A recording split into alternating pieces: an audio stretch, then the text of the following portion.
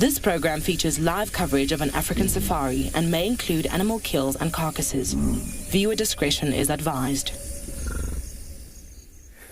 Good afternoon and a very warm welcome to all of you from wherever you may be in the world. Welcome to And Beyond Ngala this afternoon. And what we have here is a small herd of elephants. And they've kind of just moved from the long grass right into the road. Cause a typical African traffic jam at the moment. You can see the big female in the front. There's actually a few more that are coming through on the left. But yeah, so good afternoon, everybody. I'm going to spend a little bit more time with these elephants for now, but a very warm welcome to all of you from wherever you may be to your very own live safari from the African bush.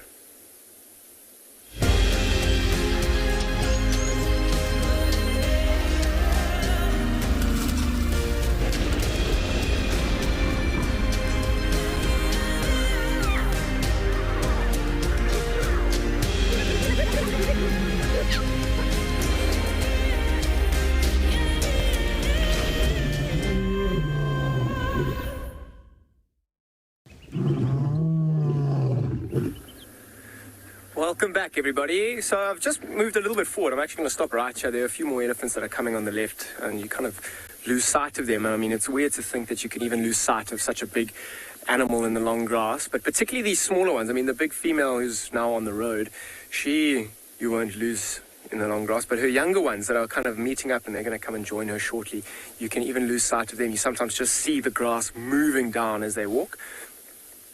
There's another one that's coming through to join on the left-hand side here. But good afternoon, everybody. I'm Daniel Fisher, and on camera this afternoon we've got Odie. It's been a while that Ngala's been out, but it's good to be back. Nice and hot today. Good early start as well. Here comes an elephant that's just kind of strolling through, kind of joining up.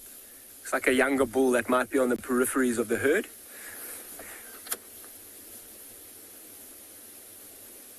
Interesting. I mean, it's a super hot day today. There is lots of water around as well. It looks like that big female up ahead. When she came past us, I did have a good look at her, and she looked like she had spent some time at a small little mud wallow, cooling down. We haven't actually had incredible heat recently. I'm just going to move a little bit forward here. And on hot days like this, particularly when there is lots of water, you'll see these elephants looking for these small little mud wallows in between the grass here and in between the roads. They don't have to necessarily go to a great big watering hole either, simply for the reason that there is so much water around. Even in the roads, there's quite a lot of mud wallows and mud patches. And, I mean, let's see if we can have a good look at that female that's up ahead. She's very clearly the leader. You can see just from her behavior. Everybody is kind of following her. Now she's stopped to feed. You see the smaller ones is doing exactly the same, and everyone will kind of follow her lead. If you have a closer look, I don't know how clear it is to see. You can even this one that's kind of just come into our shot. Can you see the darker grey areas on the animals? And that is exactly what I was talking about, the water that they would have gone to. And they would have thrown water on themselves, particularly behind their ears, on their backs, underneath themselves, to try and cool themselves down. And I mean, it is super, super hot at this time of the day, and I mean, you can see them all feeding. They don't really have the luxury of a lot of the other animals of being able to spend this time kind of resting in the shade. There will be times when they do, but being such a big herbivore, they need to spend a huge portion of their time moving around and feeding. They don't have the luxury of being able to rest and snooze in the heat of the day. So going to a watering hole and wetting themselves and cooling themselves down is a really good way to ensure that they don't overheat and allows them to feed for a lot longer. I mean, being such a big animal, it takes a long time for them to heat up. It also takes a long time for them to cool down. So you see those ears kind of flapping over there. Keegan, what size is the typical elephant herd? And it'll vary from region to region. I would probably say around Ngala, we would probably have an average herd size of 10, 15, even about 20. But then at some points you can have larger herds, even up to about 50 that come through our property. This seems like a smaller herd in the kind of development stages of the animals' lives. And you'll see these younger ones that are with the female, they will essentially grow up, particularly the females. They'll always live in this kind of group. The males will get to an age where they'll leave, and then they'll live this nomadic life where they'll be forced to look for breeding opportunities elsewhere. It's kind of how you ensure that interbreeding doesn't occur. So this is a relatively small elephant herd. And I'm sure in the next few years, once these elephants, the younger ones, get a bit bigger, they're going to have calves of their own, and this herd is going to get quite a lot bigger. It's amazing to see those ears flapping. I mean, we were talking earlier about how the water behind their ears will cool them down. They've got a super detailed vein network, and you can see she's doing it very obviously. All of them, in fact, are flapping their ears like that, particularly with the water that they had thrown behind their ears earlier. That'll cool. There's very thin layer of skin and lots of veins in their ears. That'll cool the blood down in their ears. And when you're flapping it, the wind over the moisture, that cools the blood down. And then the blood gets pumped throughout the body, and that'll keep them cool. In the meantime, I'm going to stick with these elephants, and I'm going to send you over to have a look at what the weather's doing this afternoon.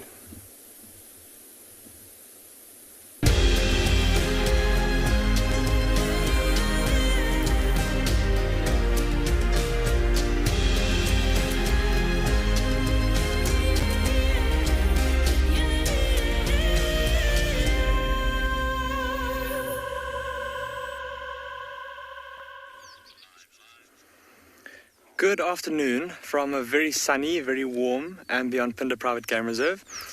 And just like those elephants were doing over at Ngala with Dan, we've found a blue wildebeest also trying to keep nice and cool.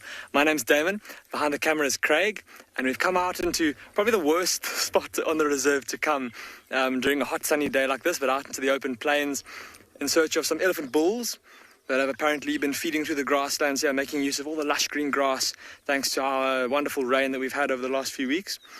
And we've started off, like I said, with this lone blue wildebeest bull who, when we arrived, was very carefully positioned underneath that, it looks like a bushveld saffron, that tree over there. It's casting a lovely shadow, but he now seems to have other things on his mind. See how he's walked out and he's now staring up the hill. I'm not quite sure what it is that he's staring at, or if he is. Yeah, it looks like he's scanning. There's a couple of zebra, a little bit higher up the hillside there, out in the open. They look like they're feeding. I made mention of the long grass.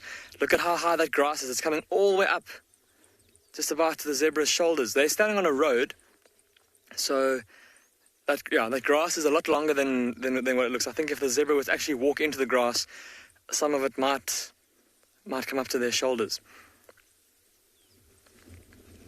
But look at those three at the front there. It looks like they're all resting each other's chins on each other's rear ends. Certainly the front two. Look at how that middle one has got its chin on the front one's back, just resting. Front one bobbing its head around. Look at how they're shaking their heads and their tails are constantly swishing. Can you see that? There's a lot of flies that are buzzing around at the moment. And shame, even this poor wildebeest also swishing his tail, not as much as the zebra are. It's almost like a train, the zebra. The one in the front with its head down, then the next one with its chin on that one's rump, and then the back one also hitched up there. We just need the fourth one. Can you imagine if the fourth one also joins up? That'll be the most ridiculous photograph.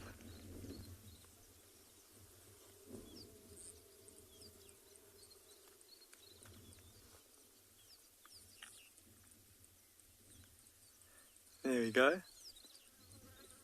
Come on, number 4. Even the third one, or the second from the back, doesn't seem to be as keen on resting its chin as that second one is. He's had his chin there for the whole time. That front one shaking his head around. It's almost like he's got something in his nose or an irritation. Maybe a bot fly or something like that.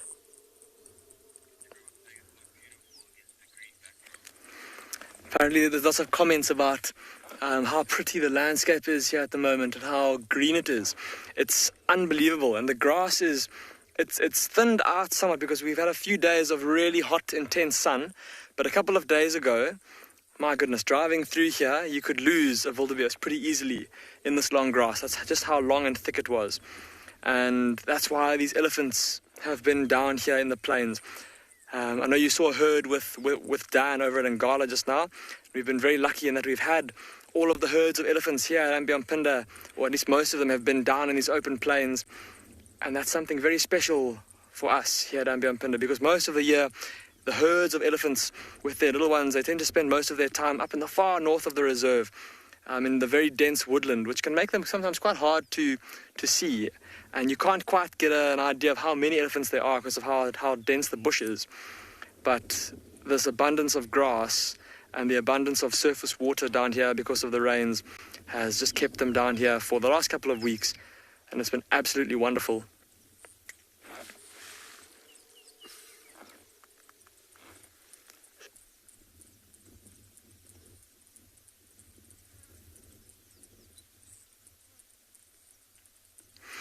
As I said, a pretty hot and sunny afternoon. The sun's pretty intense, and I'm sure that there we go. That wildebeest has moved on to the next patch of shade. Everybody.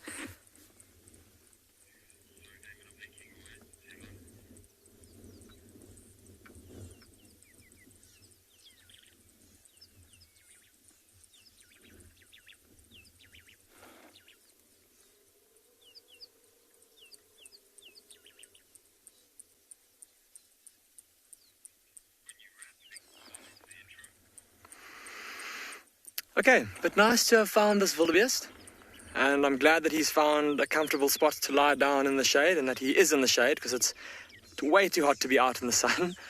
We're going to leave this wildebeest and these zebra as they continue with their afternoon. We're going to keep on heading in the direction of a large waterhole, go see if there's any sign of those elephant bulls, and while we do that, let's send you across to Tswalu so that they can say hello.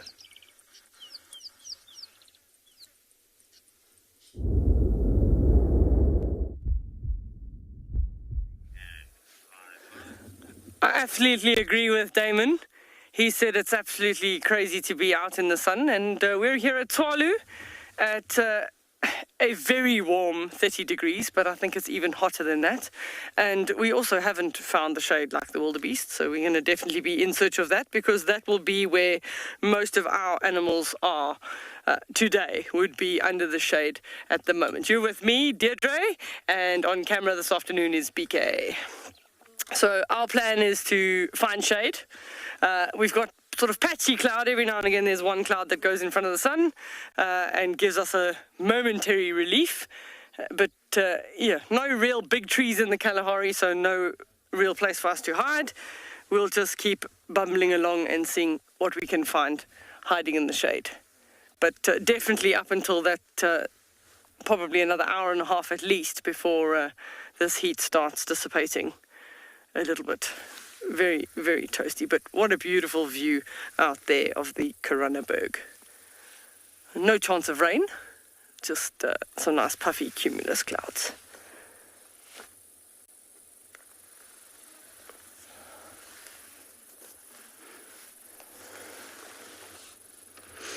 As BK swings all the way around, you'll start seeing the nice red sand dunes popping out. There they start coming into frame.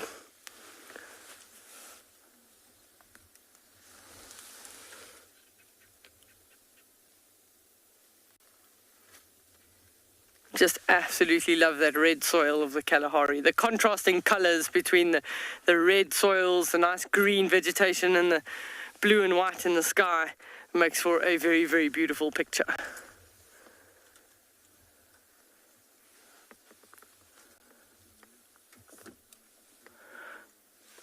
So nothing's really moving at this time. We don't even hear any birds. They're all hiding in the shade. It would be way too hot. Andrew is commenting that the landscape in Tswalu is absolutely stunning, and it is always changing depending on what the cloud cover is doing, the time of the year. I was just looking at photographs from November of last year, and it was just red sand. And because of the very, very generous rains that we've had this season, we're now covered in this blanket of green and can hardly see any of that red soil anymore.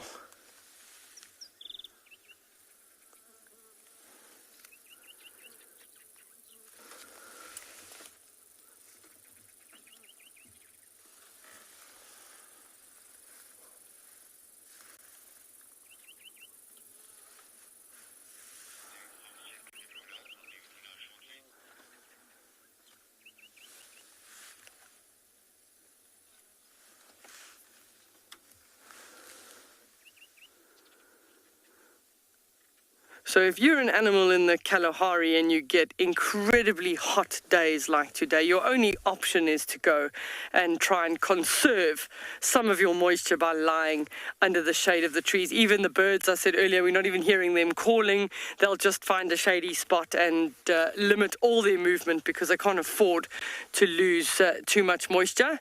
And even the trees themselves, actually some of the acacia trees or the Vichellias, they'll actually fold up their leaves to prevent moisture loss because it's so hot.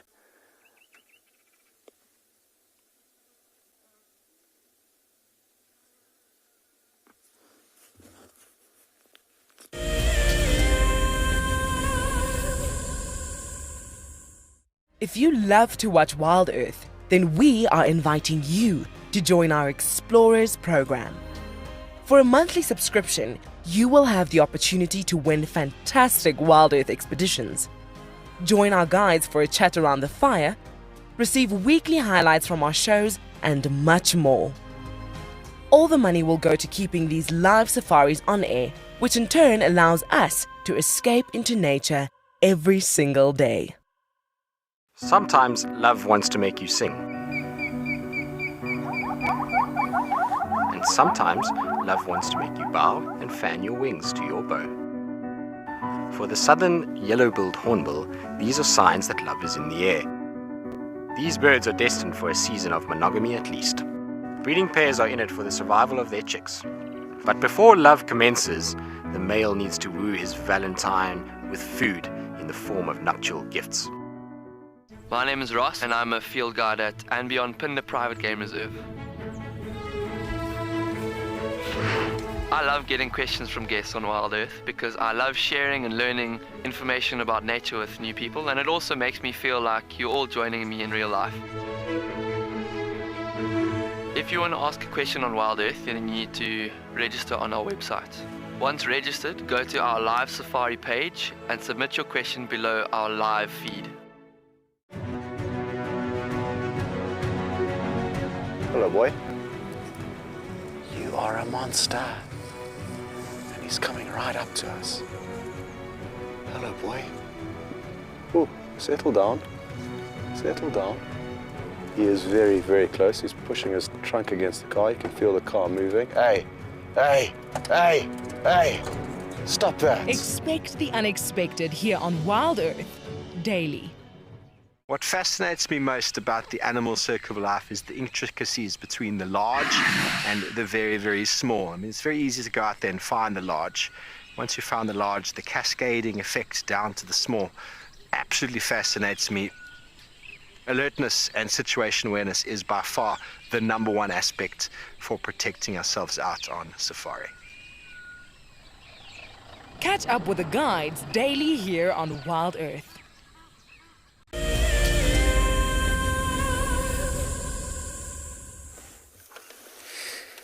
Good afternoon everybody.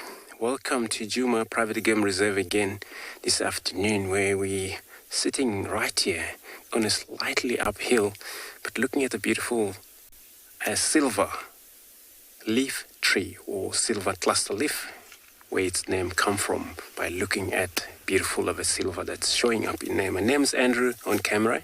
I have Mpo this afternoon. So this is where we're going to begin. Look around for what we're going to find this afternoon for everybody.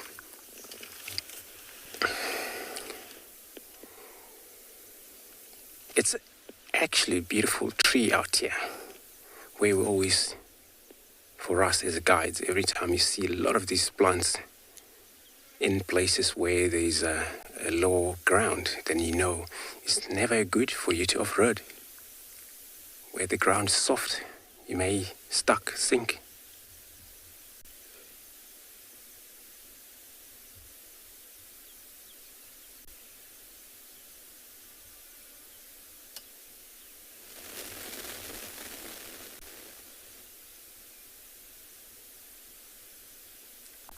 And it comes so much favorite for most animals, such as elephants and most other browsers, antelopes.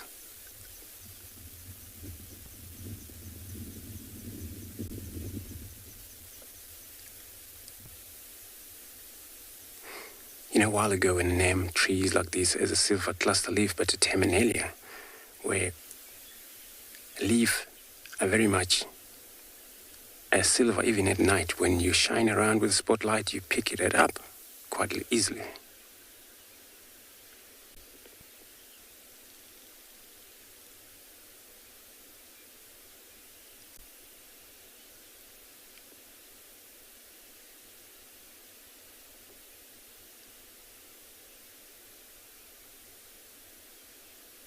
And then medicinal uses, if you chew these leaves, would heal or settle down a diarrhea tummy.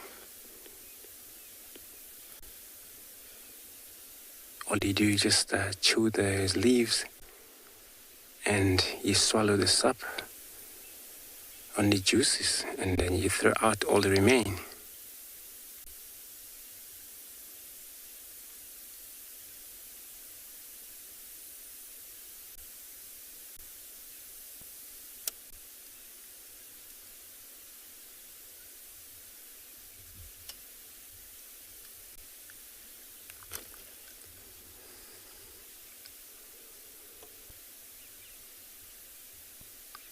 And also used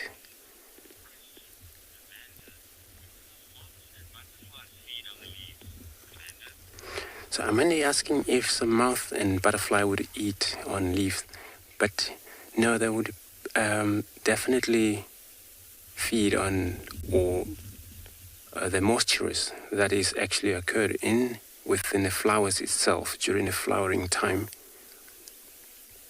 But also when in the morning, where these flowers sometimes hold a lot of moisture from the low temperatures at night, the whole night. And of course, most of the moths and the butterflies, they would suck this liquid.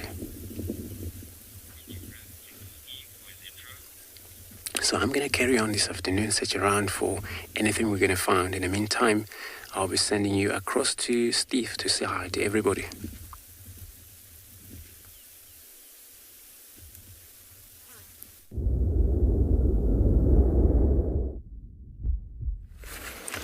Good afternoon, everybody. Welcome to a pretty warm and sunny Pridens Eco Training, where we've caught up with a small breeding herd of elephants that a moment ago were behaving a little strangely. We'll discuss that more at length in a moment while we just say good afternoon to all of you. Hello, everybody. How are we doing? My name is Steve. I'm joined by Gert on camera, and as always, excited to have you with us. It is a very fine 30 degrees Celsius today. There's a few clouds in the sky, but it is quite warm. But we found this herd just across the road moments ago, and this female was seemingly quite relaxed with the young calf, and then what I think was a young bull just ran and just pushed her out the way. But she seems to have calmed down quite quickly. There doesn't seem to be too much else going on. So we're just going to allow you to listen for a moment, and please feel free to send any questions through to us here at Pridlands.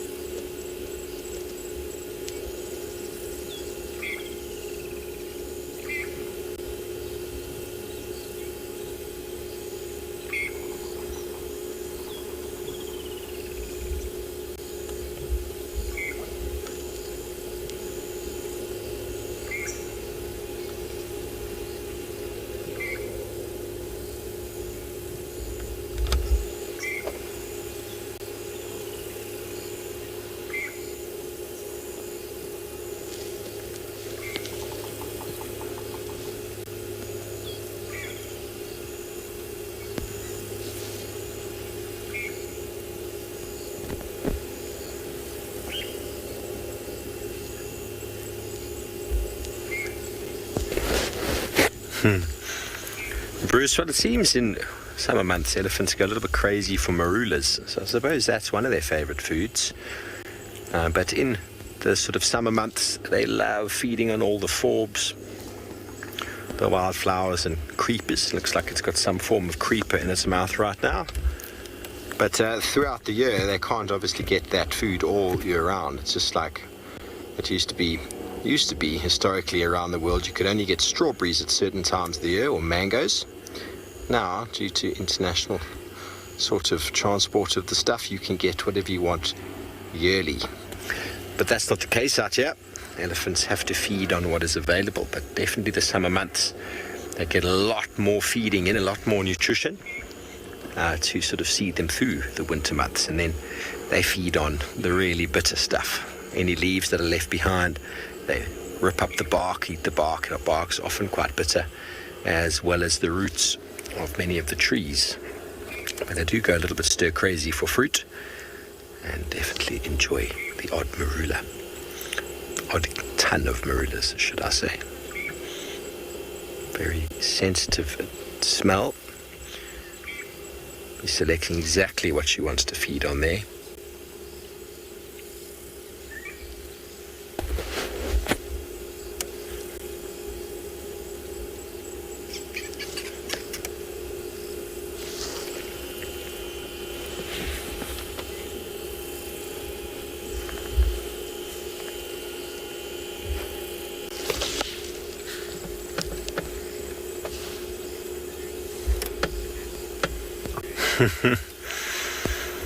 Because they taste good, Craig. They taste good. Why do we eat things that are bad for us, Craig? Marula is actually good for the elephants. It's not that they don't digest them. They get the juice out of it, but they don't digest the outer sort of skin, and they're not able to really break open the seed kernel itself. So they get a bit of the juice. If you've ever taken a marula and popped it in your mouth, it's very tasty, especially when ripe.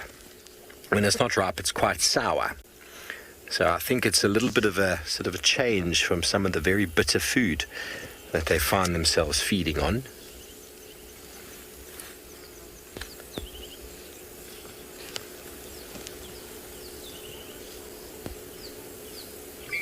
So the very fibrous outer shell of the marula comes straight out the other side, but there's definitely something that takes place inside, because don't forget the elephant's digestive system is all about fermentation. So all that fruit in the digestive system will ferment, and it comes out the other side and is an absolutely splendid meal for squirrels and other animals. And well, we're going to probably move on from an elephant, send you over to Juma to say good afternoon to Lauren.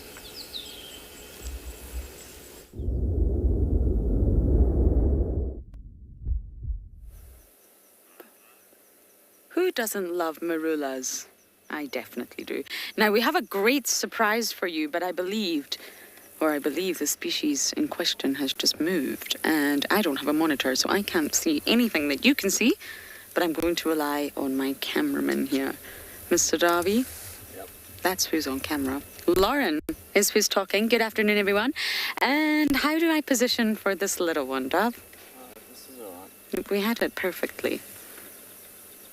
It is, in fact, a flower mantis, fastly becoming one of my favorite insects. They are incredible, and I actually came out here in the mid-hot sun during the day. We're right next to camp to find this for you all. It took me a while, but I found one. Incredibly camouflage insects with a remarkable survival strategy. You got it, Dav? Yep. There we go. To look just like a flower. Now, what they do, this is called aggressive mimicry. And generally speaking, when you use the word camouflage normally refers to species that resemble an inanimate object, like we discussed yesterday, like bark. But really, I guess a flower is not inanimate. It's alive. It's not lifeless. So then we use the word mimicry. It's mimicking the flower of the Waltheria here.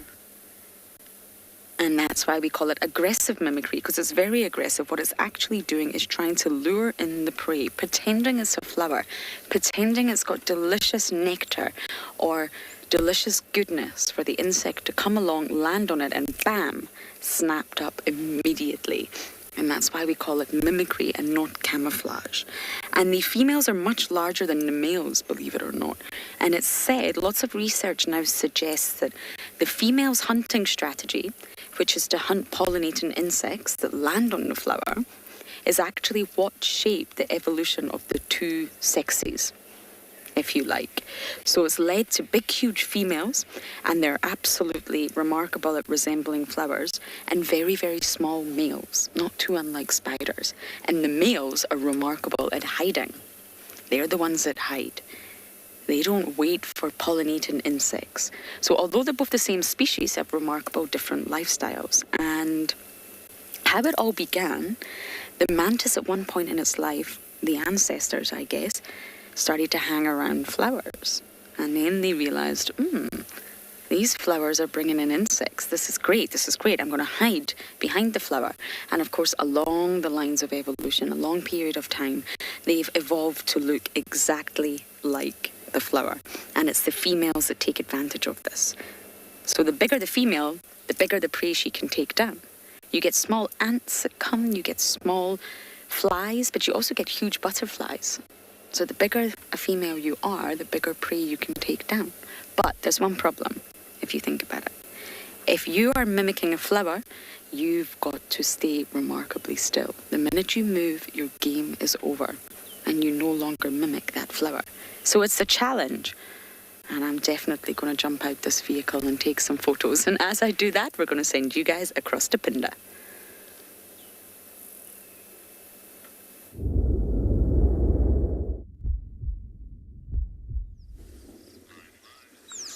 Welcome back to and Beyond Pinda. Craig and I have had some success with our elephant search. We found at least 8 elephant bulls that are all stretched out across the grassy plains, and that's, as you've all seen before, and as I said before, one of my favorite things about this part of the reserve is because of how open it is, you can spot things from miles away using binoculars. And Craig and I saw these elephants from far in the distance up on a hillside, and there's only 5 of them here for now, but there's a 6th one on his way, and then off to my right, way in the distance, there's 2 more that seem to be doing their own thing and heading off in a different direction. But since we've been here, they literally have not stopped eating. They've just been using their trunks to grab bunches of this wonderful grass, and they've been shoveling mouthful after mouthful into their mouths.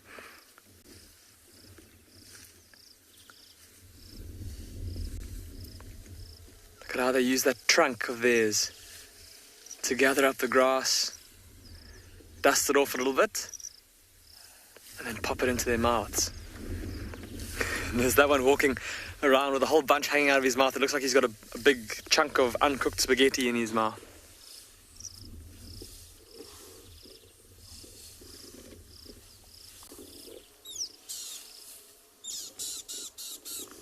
And they seem to just be gathering up the top parts of the grass, throwing it onto his head. I'm just going to move a little bit back, everybody, just to give this elephant in front of us a little bit more space. He does seem to want to come down the road in our direction. I don't want to obstruct his path.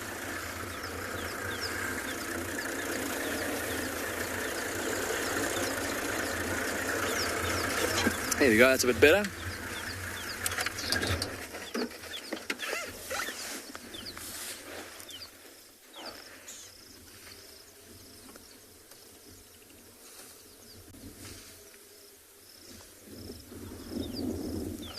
Just listen very carefully to the sounds of them feeding. Oh, but before we do that, Pa, you're asking how elephants keep their tusks clean. So, Pa, I think you're making reference to this bull in front of us here that's standing with his back legs in the road.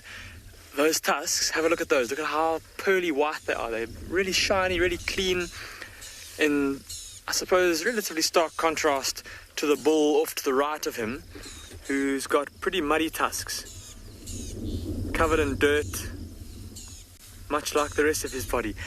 Pi, from what I've seen, elephants don't tend to worry too much about the cleanliness of their tusks. We very often see elephants, well, it's very seldom, at least here at Ambia Pinda, that we see elephants with tusks as clean as this elephant bull in front of us. And I think the reason that his tusks are so clean is that he's been using them to dust grass off before he puts it in his mouth. Often you watch elephants when they're feeding on grass, they'll gather up a bunch and they'll almost like clean it off on their tusks. See exactly what he just did there now. Thank you for illustrating that for me, elephant. Yeah, so they'll almost like brush off if there's a bit of dust, a bit of dirt on the grass before they eat it. But most of the time, it doesn't seem to be a concern for them to have mud on their tusks. Like I was saying, at least the bull off to the right of him and all the other bulls here that we can see, they all seem to have pretty dirty tusks. Just thinking about elephant pictures as well, elephant photographs that I've seen and elephants that I've seen elsewhere in southern Africa, it often tends to be elephants living in very grassy areas where they feed mainly on grass. They seem to often have very clean tusks. A lot of photographs I've seen from East Africa, from Amboseli, the Masai Mara, the Serengeti, barring elephants that have in those areas that have just had like a mud bath or something like that, they tend to have pretty clean tusks from all the grass that they've been dusting off on those tusks.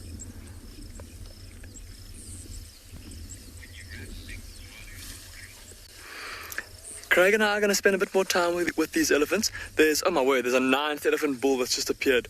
But behind these bulls, there is an absolute behemoth of an elephant bull. He's got big tusks, and I'm really hoping that we can try and show him to you on camera. So Craig and I are going to wait for these bulls to keep on moving through, wait for the bigger guy to come through, and we'll head across to Tswalu in the meantime to see what's going on at the water hole.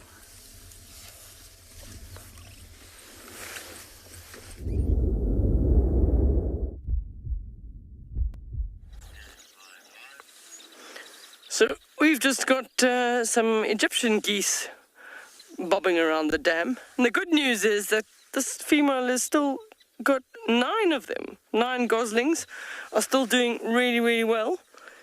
And yeah, they're just all over the dam. So lots of the youngsters, they're getting almost their full adult plumage at this stage. They're just sort of slightly paler in coloration compared to the adults. But they are doing really well. So sometimes they have it lucky, but to have raised 9 to this stage is done really well. And then there is the only other bird sort of enjoying themselves is BK, let's come here. We've got something very interesting. There's a wasp dragging a locust on the ground. I've just seen him going past. How awesome. Just watch that wasp, and then he's picked up an entire locust, and it's like twice his size. Look at that. Look at the speed at which he's moving. Oh, I think he's looking for a particular place to take it. So he's running along at speed. Check, and he'll come back. So that'll be one of the spider hunting wasps. But, you know, dragging a locust like that is most likely stung the locust and then paralyzed it, that it's not able to move, and then it will try and bury it but lay eggs in it, and then as the wasp hatches as a little caterpillar, it'll feed off that meal before it then pupates. But that is just amazing to see on live TV. And the insect world is often so overlooked, but just look at that strength. That is incredible, the speed at which it's moving, plus the fact that it's carrying something that's probably at least 3 times its weight.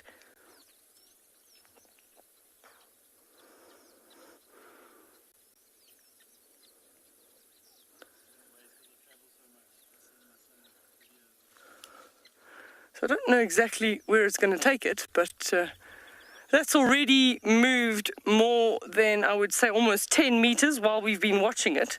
So on the screen you don't necessarily see the distance, but it's already gone beyond the car, up and close to almost over the dam wall. What an amazing feat.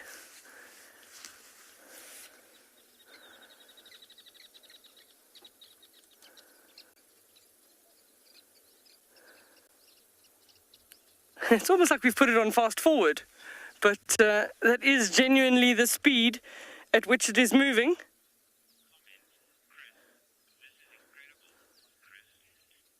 Chris is commenting that this is incredible. I absolutely agree with you. It's my first time seeing a wasp drag a locust at that speed as well, it might be looking for...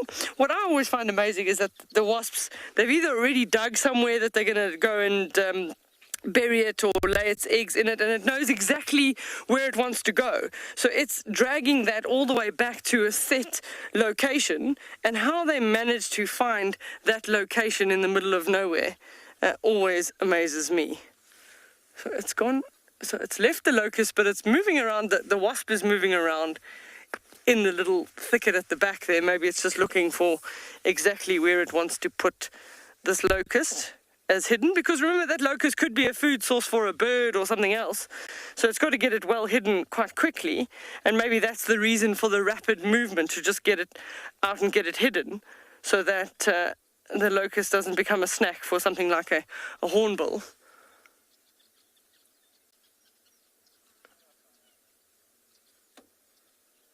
But isn't that just amazing?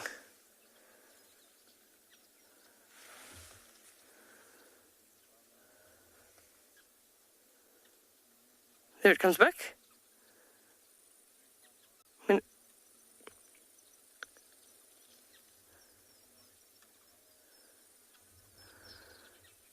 I think that's about to go out of shot and disappear completely.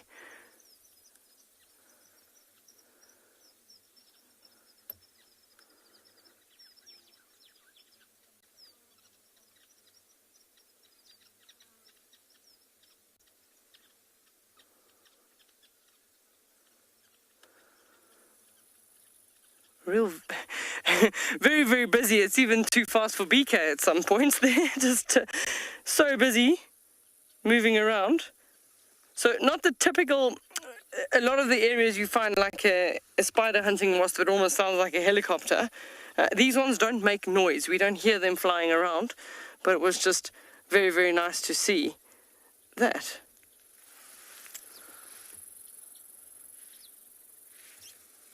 And that's it. So from the peaceful scene on the dam to the wasp and the locust. So we're going to send you across to Pride Lands. It also has some elephants to show you.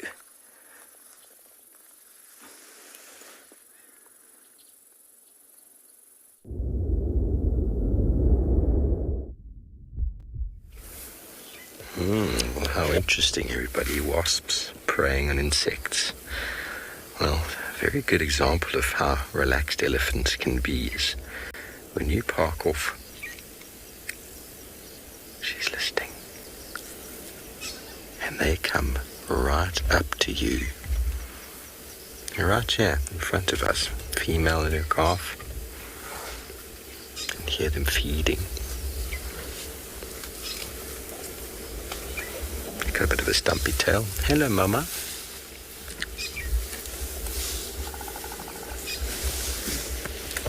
Say hello to Gert. Soft eyes, beautiful eyes. She's going behind the car. But to add on to what we were discussing before about favourite foods, they definitely do feed primarily on grass this time of year. Very green, juicy grass. And as the grass starts to dry, it loses its nutrients. And as the grass will reabsorb those nutrients back into the soil, into the roots, as a preparation for the fire season.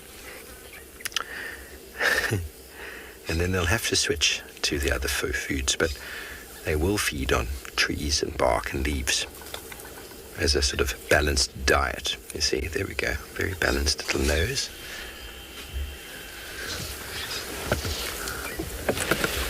What happened to your tail, little one? This is a brave little boy. You're very brave, aren't you?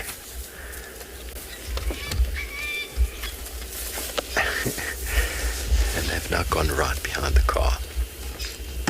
I'm not going to start because she's very relaxed, but still for me to start the car in reposition, I could influence her, and I'd rather not do that.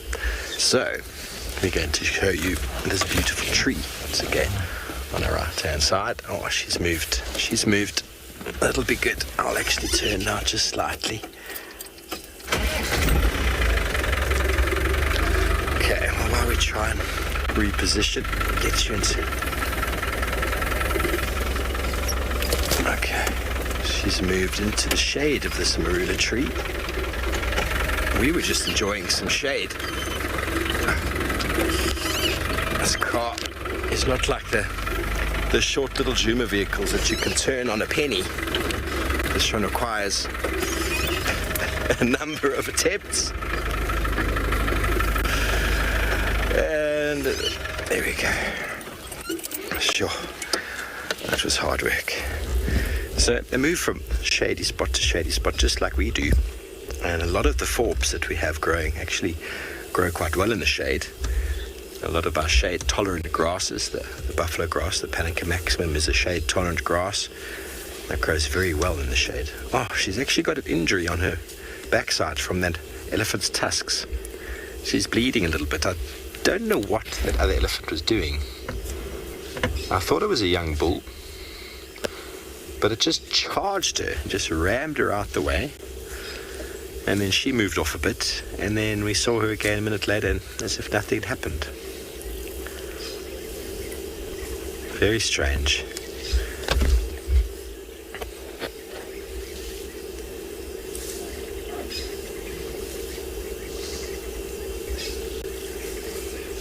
See, from shady patch to shady patch. There comes another elephant down the road.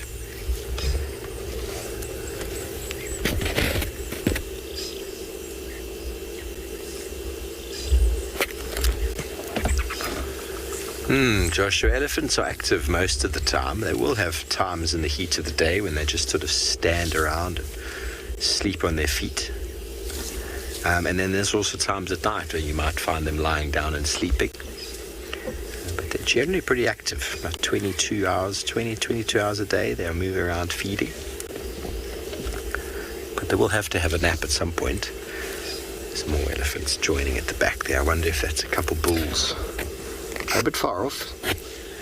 We'll stay with these two for now. Those other two are probably going to come in this direction. I'm going to switch off again, just let you listen. There's lots of nice bird calls.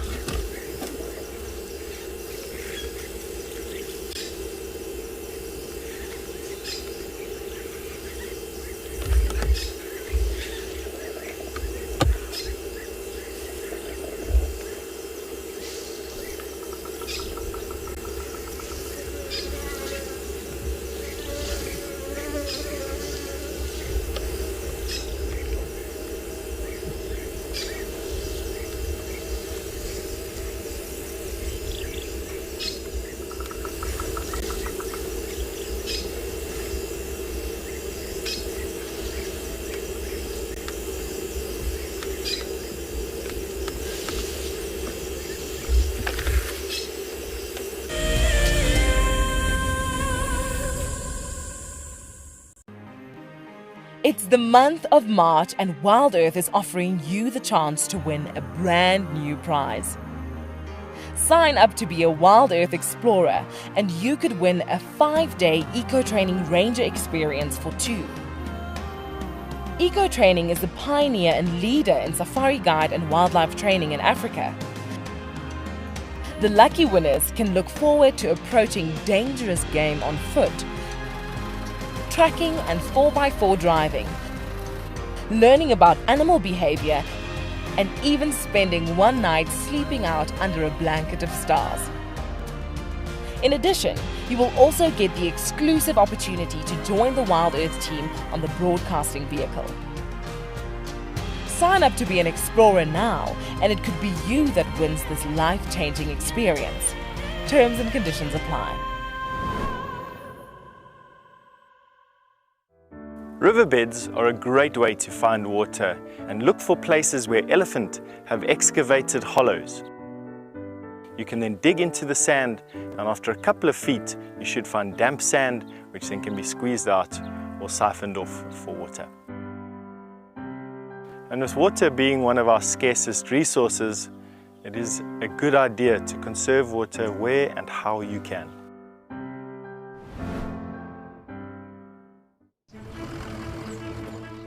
My name is Taylor McCurdy and I work for Eco Training. I love hearing from all of the viewers. However, I particularly enjoy those of you who have been watching for a few years. Your questions are just so advanced and they really get me thinking. If you'd like to ask a question on Wild Earth, you need to register on our website. Once you've done that, head to the live safari page and submit your questions below the live feed. Guys, just watch what's happening. See, watch the elephant, watch the lions. See, the first ones to run are the cubs. Can you see them? They are right here. I'm not sure how scared you were, but I was quite nervous. But absolutely incredible.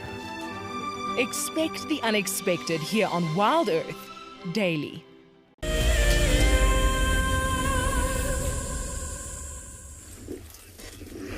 Welcome back to Untitled. Just as Craig and I had hoped would happen, that big tusker has joined the rest of the bulls here.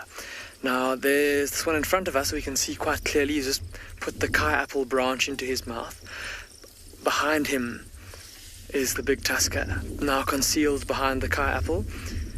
So a bit tough to see his ivory for now, but I'm hoping that he keeps on walking and that maybe we can reverse back a little bit and try and get you a view of those magnificent set of tusks, or that magnificent set of tusks that he's got.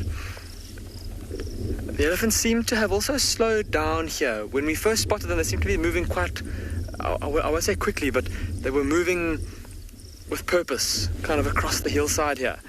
But they've slowed down in this particular area, so probably a really good patch of grazing that they found here. And this bull supplementing the grass with a bit of foliage. Okay, the big bull's come out, everybody. Sorry, we're going to have to reverse back a little bit if we are to get a view of his tusks before he turns around and we can't see his face. So please just bear with us while we reverse a bit here, everyone, because it will be really, really worth it if we can get a nice look at him from the front on. And often with big tuskers, that is the best, well, it's definitely the nicest view, and it's the best way to appreciate their tusks. Often from the side, the tusks don't look quite as big as they are, especially if the tusks curve. But there he is, moving up the hillside.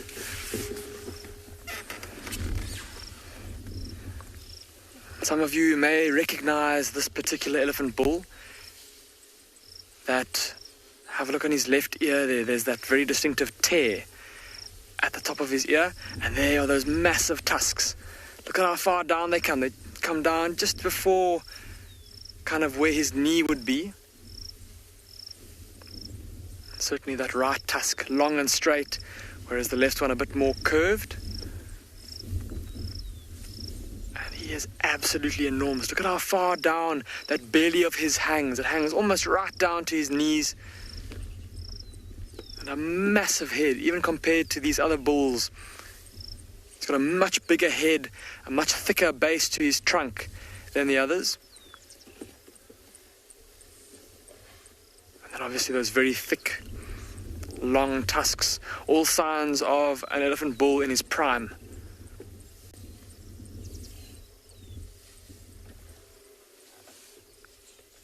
And he's still slowly moving along. I think we might actually be able to get another view, because it would be really nice again to get a look at his tusks from the front on. So I'm going to reverse us back one more time, just to see if we can't get a better shot of him, but also maybe even get all of the bulls in one shot.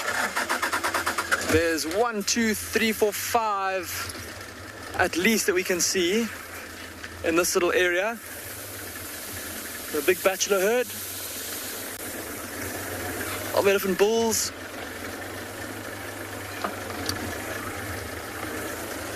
Most of them,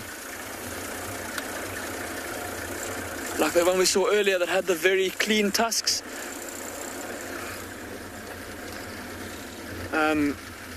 younger, and then there's at least 2 or 3 older, bigger bulls, like this one here with the big tusks.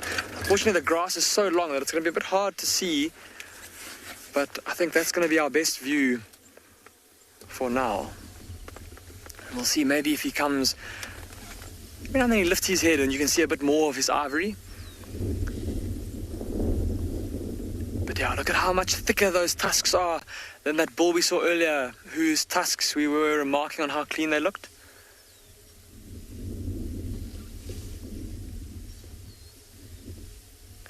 Look at how he's holding just his one ear out, now both ears. The breeze is blowing straight from him to us. And earlier Dan was talking about elephants flapping their ears to help to keep themselves cool. Why flap your ears when you can just hold them out and the wind blows onto the back of them for you without you having to move them? Also making good use of all the grass here.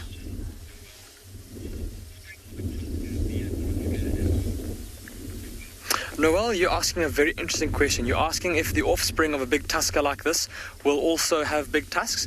Noel, so with elephant ivory, the size of the tusks is a genetic trait. I suppose also their growth will be influenced by their nutrition once they're actually born, but it's not guaranteed that his offspring will have big tusks like he does, but they will carry the gene to have big tusks.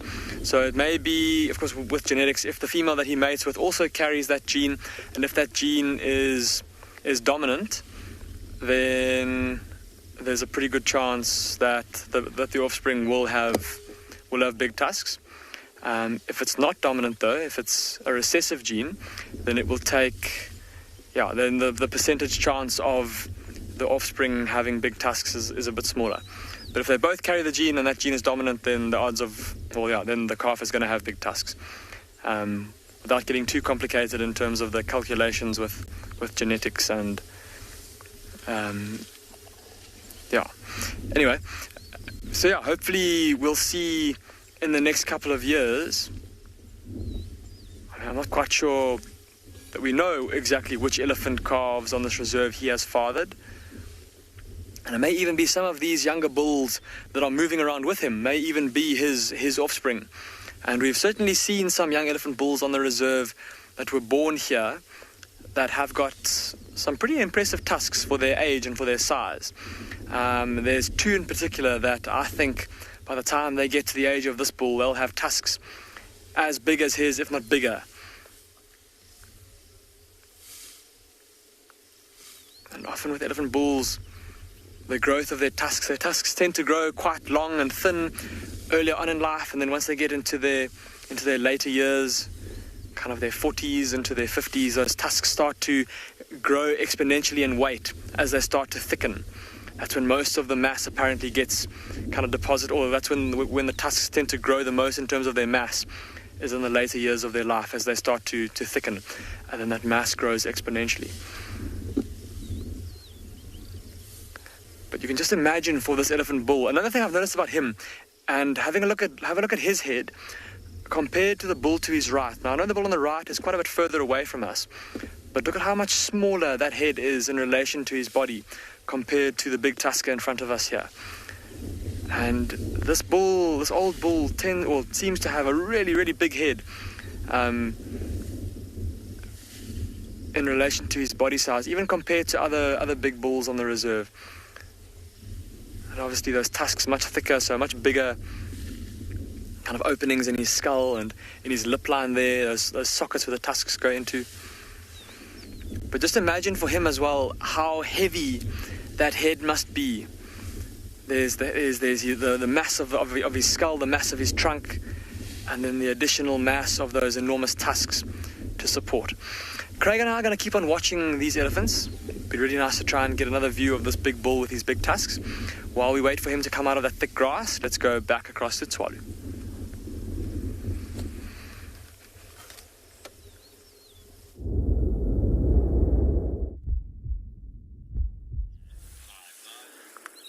So we're back at Tswalu, and we've got a very unique antelope there. We don't see them every day, but a very nice roan bull. And he was lying in the shade. He might even consider lying down again. He's chosen a really tiny tree to lie down, but there was enough shade there for him. And he's just got up now, so now he's just scratching. There's probably some louse flies trying to bite him in the ears there. Yeah, incredibly long ears that they do have. He can hear me, that's for sure. Just a really, really impressive antelope. So the second largest antelope. So he's quite tall. He's well over 1.5 meters at the shoulder. So quite tall relative to other antelope. And then that beautiful sort of black and white coloration on the face.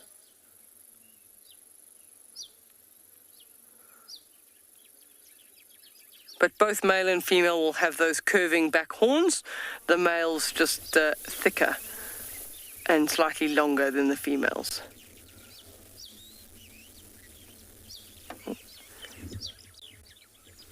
It's just adjusting position, yeah. But I mean, side on, they're incredibly impressive. Very large neck. I've actually yet to see 2 roan bulls fighting. I think that would be quite nice for me to be able to see. Haven't seen that, but they can fight quite aggressively. They'll sort of tip their head right down and then clash their horns to fight. And with them and the sable, they do tend to go down on their knees to fight.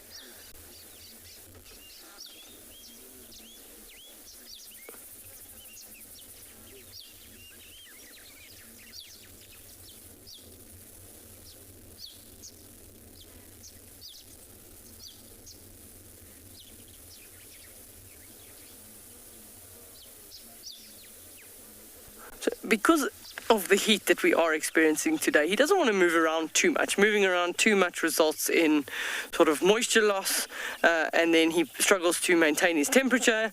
So that's why he would rather just stay in a shady spot, wait until it gets a little bit cooler, and then he'll still have time this afternoon going into the evening to browse a little bit before going into the evening, and then he would most likely spend the evening lying down.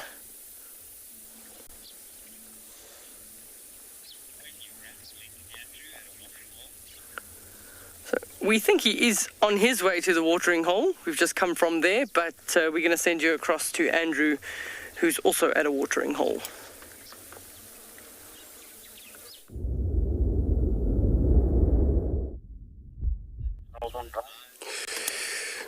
Good luck, dearie, with the roan antelope.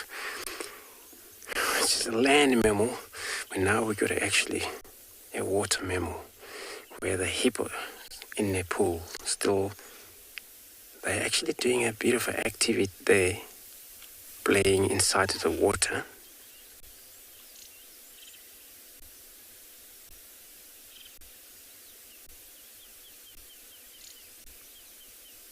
Since yet is not a time for them to move out of the water permanently for feed, where they will do that when it's cool off, the dark take place at night.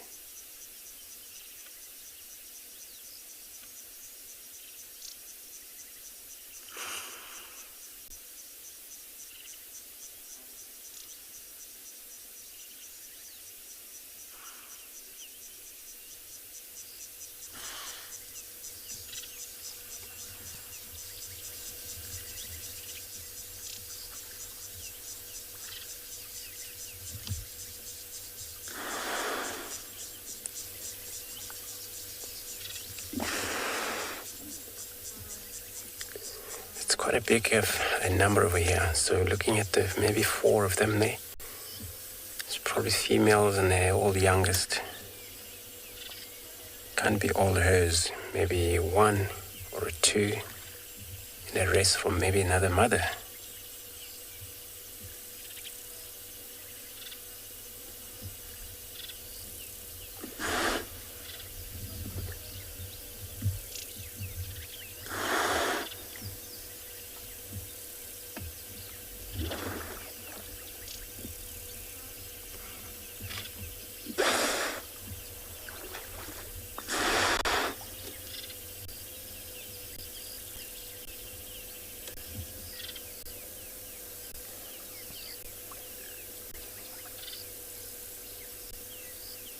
Hippo, they eat grass when they're outside of the water.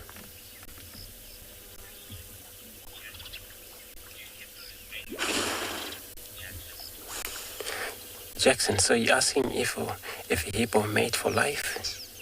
The females, they gather around as a group, and of course dominated by male. You know, depending on the amount of watering hole around here and an amount of difference, male, those are not dominating sometimes. The group can split between, and the others head off different way, and that bull would defend them not to return back here, because otherwise it's going to be fight if the two bulls ever together. But the lack of, maybe shortage of males, they would actually mate for life. Those are the group of females. But only males, then the dominant change quite often due to the power where the challenge take place. Another male will force to come in, you know, to take these part of the hippos as all females. And that's where the fight begin.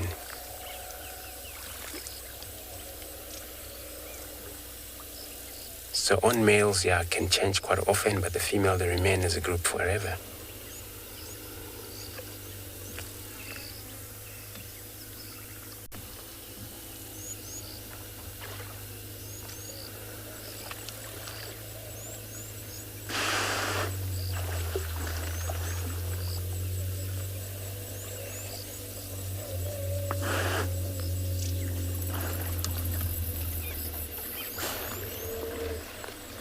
Those are males that grow up here.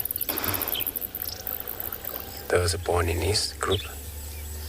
When they're fully growing, more likely to be pushed off sometimes by the father. And then for them to choose their way out,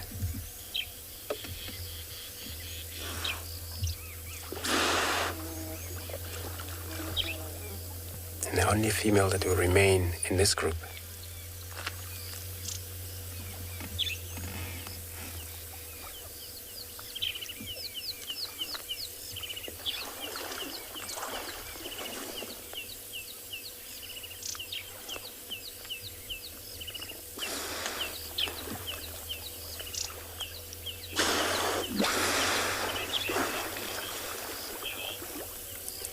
Charles, so you're asking how much time do they spend outside of the water?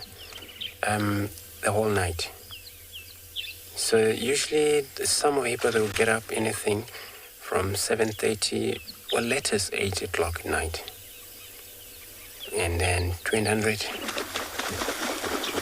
1800, they will definitely start to make their way out of the water. Those are skittish. They remain for longer, maybe 2100 until they get out. But those are not really afraid of anything.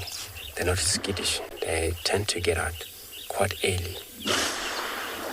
And the time that they spend from there until sometimes 3 o'clock in the morning, that's when they return back to the water. So it looks like the whole night they spend outside of the water.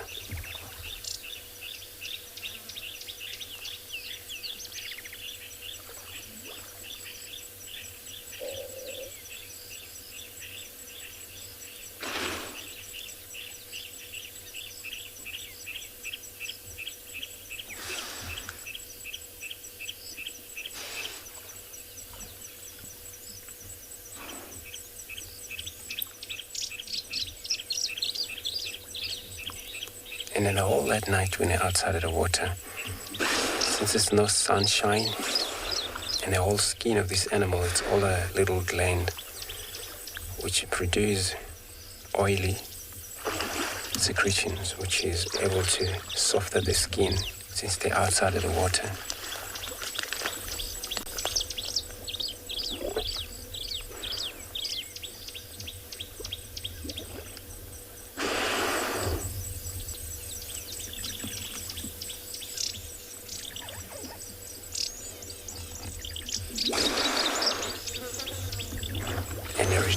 Back to the water early in the morning, they're still fine. But if they would spend a lot of the days outside of the water during a hot day, then of course it's a problem, because that's oily. They'll run out of it and the skin dried out, resulting in crack bleeding take place.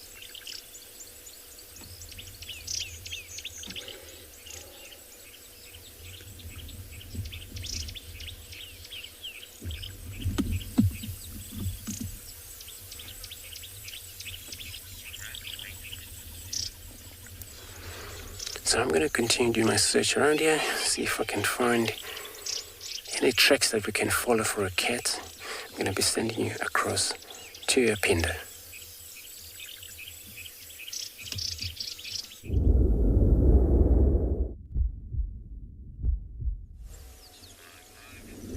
You're back with us here at Untitled, and unfortunately this big tusker is still playing hard to get in terms of giving us a nice view of his wonderful tusks.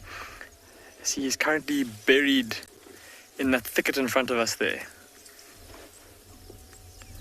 Looks like a mixture of thorny carees and kai apples. See how the bush is moving. It seems like he's actually pushing himself into the bush. Maybe trying to reach into the center to get to some tasty creepers. Or perhaps, I can't see any fruits on that kai apple, but there might be some that are hidden away in there that the birds and other animals haven't got to just yet. That he's maybe trying to reach with that trunk of his. That's not a very big thicket, and an elephant of his size, with a trunk as big as his, I'd expect him to be able to reach in there, even from outside of the thicket, no matter which way you look at it.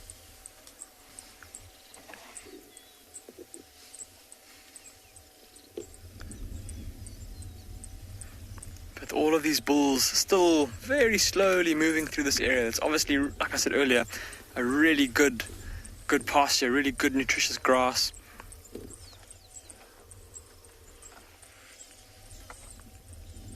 And I don't know if you're able to, or if you've noticed with this, the light has changed a little bit. It was earlier pretty bright and intense, and the sun is slowly starting to sink towards the western horizon behind us. And with that, the afternoon's gently kind of cooling off, but there's also suddenly an abundance of bird calls. I don't know if you can hear, there's a very high-pitched metallic chinking sound. I'm going to keep quiet, see if you can hear it.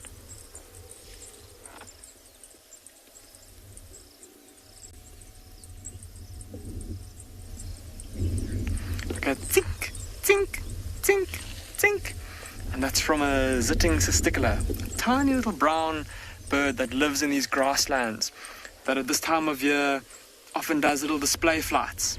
And that's the sound that it will make while it's doing that display flight. So they'll fly up out of the grass, and they'll do like they'll kind of fly along straight and then do a little dive, and then fly along straight and then do a little dive, and then fly along straight.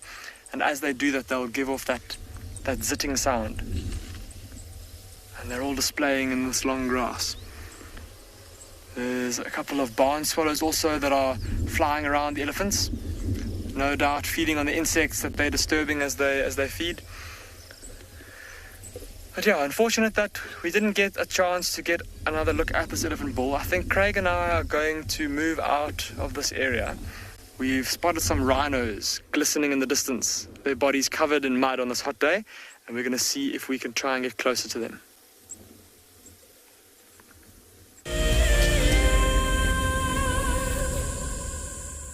There are millions of people and animals around the world that call forests their home. From the gorillas in the bamboo forests of Rwanda, about 10 feet away from a silverback to the elephants in the Congo rainforest. There's a really big chance that this elephant has never been seen by another human being before.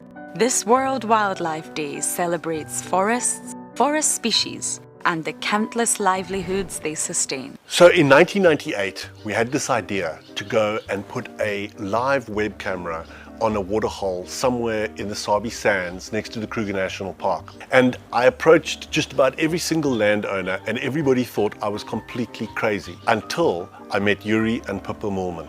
We thought it was definitely a fun idea and a worthwhile thing to experiment. And it immediately became a runaway success.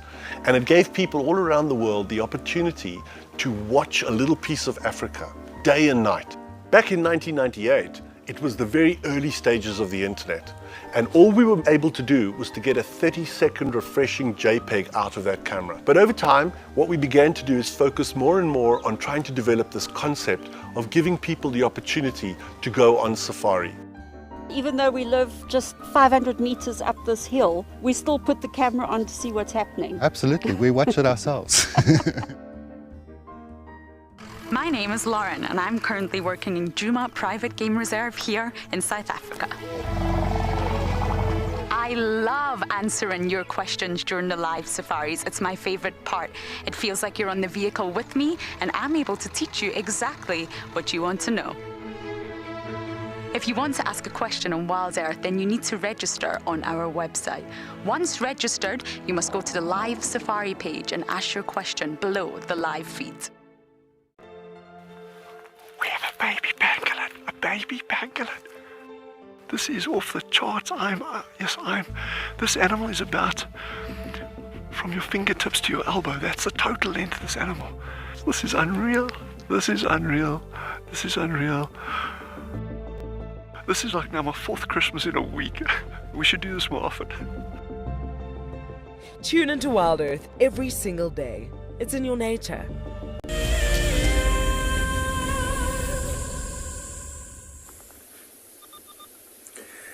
Good afternoon, everybody, and welcome back to And Beyond Ngada. What we managed to find in the long grass, lying in the shade of this guarri tree, looks like a few members of the Birmingham Pride.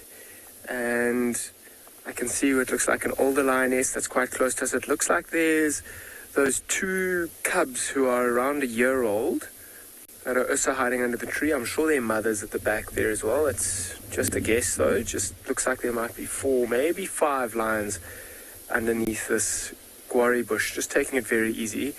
I mean, it is a very warm day. We saw those elephants earlier that had just finished wetting themselves, cooling themselves down.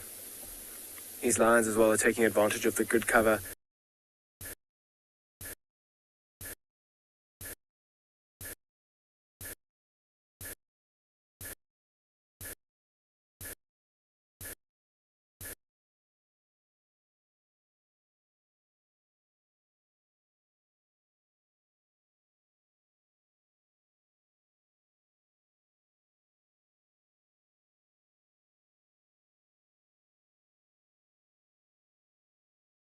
Sorry about that.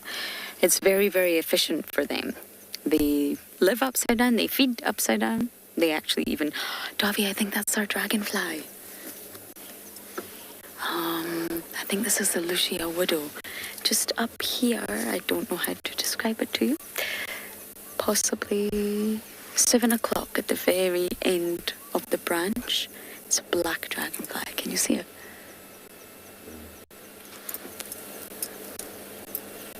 We'll get there, everyone. We'll get there.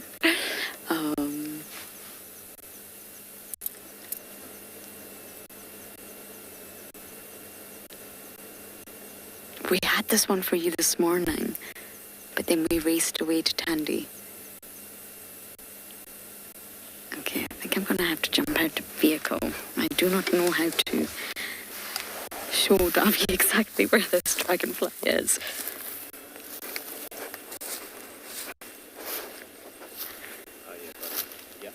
There you go, it flew. You got it. Okay. We did it, everyone. Took a while, but we got there. Does it look like the same one from this morning? I am not so sure. It's definitely got dark wings. We came to this exact spot and found the Lucia widow, which is very, very exciting. This is a great little hidey hole for insects. I can't see everyone. Maybe if I got my binos out, that would work.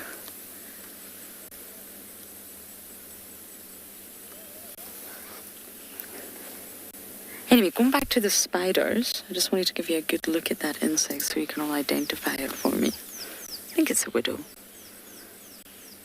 They do everything upside down, absolutely everything. And if you think of land animals, they're using the ground as their main support. Humans, we use the ground as our main support for every single motion that we do.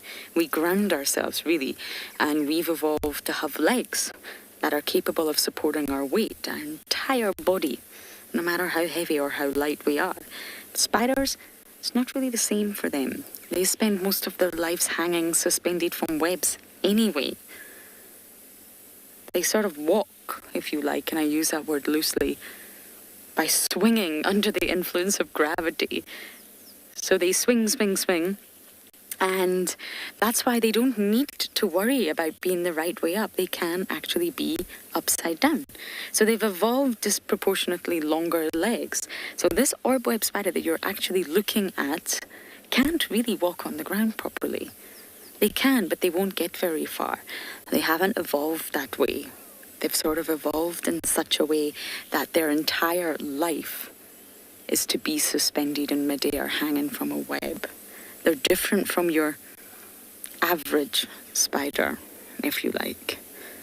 So this means that they can easily lift their really large body mass. Look at that body. It's a big body with these long, long legs by just suspending themselves. And it's far easier to be upside down. They save more energy that way than to be the right way up. And they actually have a technique, I love this, they call it bridging. That's the technique to move between plants. And they actually build their own silk bridges. And they walk across them, again, suspended, upside down. Chris, you are right. That is one huge spider. It's actually not as big as the golden webs. I'm going to take a closer look, everyone, because I've got no sort of view from the car. Let's see if I can... Oh, it could actually be the banded. Hello, beautiful. Yes, this actually may be the banded. I was wrong after all. I can see the black and white bands on this. You can see how huge she really is. And you see that sort of ziggy-zag pattern going down the web? That's called the stabilimentum. In science, they're not really sure the purpose, the function. They originally thought it might give stability to the web, but that was proven not to be the case. Oh, okay, don't come any closer, girl. I think you're beautiful, but yeah, we'll just stay friends this way. Oh, wow, she's gorgeous, the coloration on her. And you can see at the front, all her jaw parts, her mandibles. But what I don't see, everyone, is the male. Oh, wait, there is a spider here, but I don't think that's the male. The males look exactly the same in terms of the shape. They'll also stay in that position, upside down, in that sort of X shape, but they'll be tiny. The females absolutely dwarf the males. Must be terrifying being a male orb web spider. Terrifying. You live your life in fear of being eaten by your girlfriend. I mean, it's not great. But anyway, I think this is a banded. If I'm wrong, you're welcome to tell me. And down here, we've got a little dewdrop spider dove. I don't know if you'll be able to see this. And it looks literally just like a tiny little dewdrop of water on the web. Okay, we do have a surprise in store for you. So we're going to make our way there. And for now, we're going to send you across to Tswalu.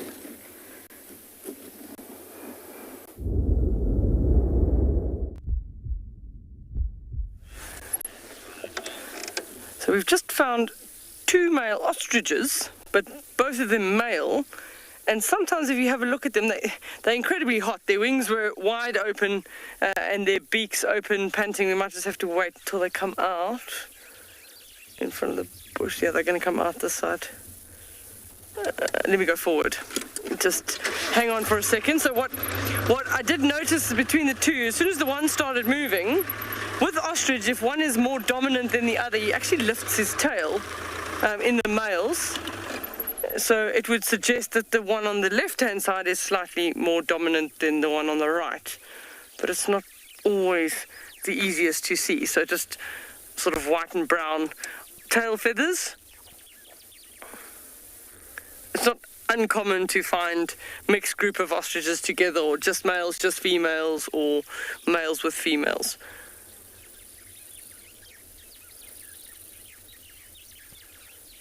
But you can see when they're incredibly hot, they just hold their wings out open, hoping for a breeze to blow over their thighs. They don't have any feathers on their thighs, or their big, I call them big drumsticks, really. But they also do struggle in the heat, and then even opening their beak to try and let heat dissipate.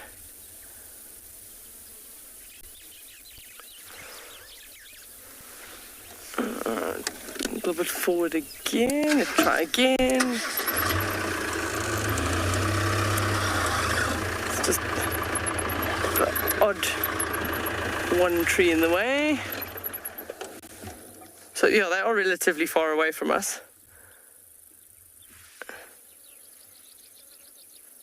So their predators out here would be lion, leopard, even cheetah. And for the youngsters, if there are any little young ostriches around, then jackal, and then the eggs would be prey for prey. I suppose the eggs would be food for brown hyena, jackal, sometimes even baboons. But it's not really it's not nesting season at the moment.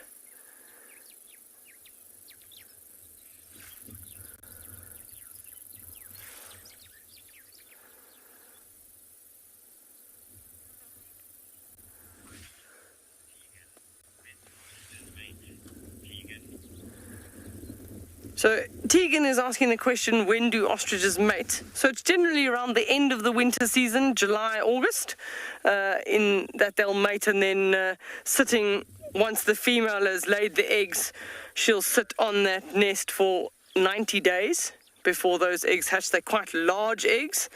And she'll lay anywhere up to about 14 eggs.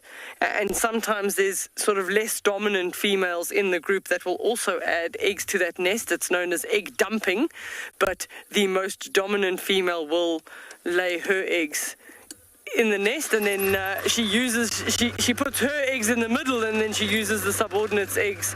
She just puts them on the outside. So if a predator like a brown hyena happened to come along and chase her off the nest, it would grab the closest egg, which would generally be an egg of a subordinate. I'm just going to keep going a little bit further forward. There we go, BK.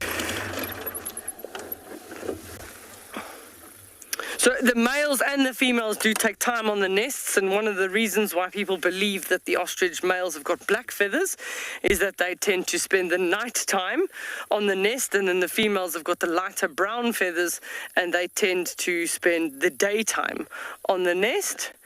So as they walk off, we're going to send you across to Pinder.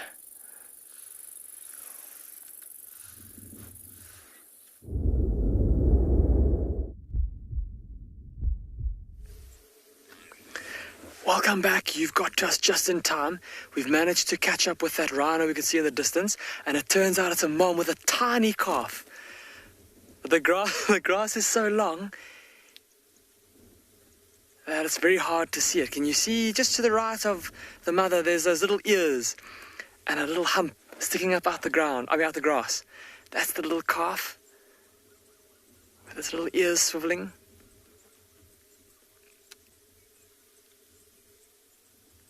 Sticking close to its mother. Look at how the mother's tail is curled up like that, everybody. I couldn't see if she was... See if she's maybe defecating.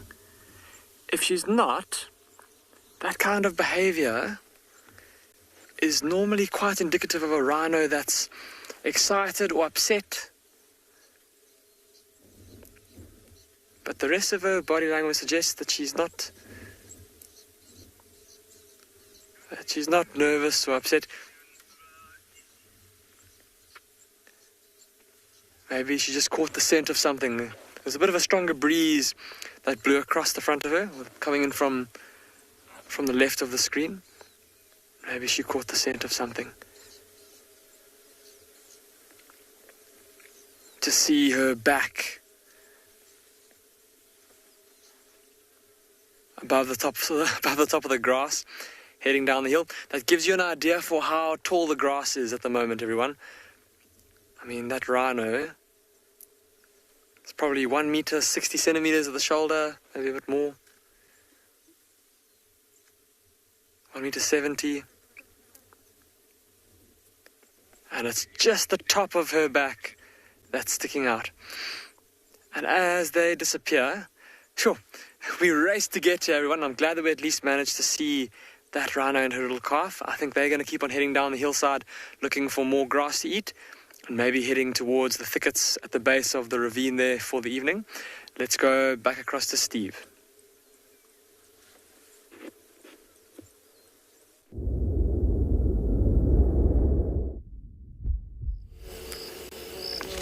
Thanks, Damon. How awesome.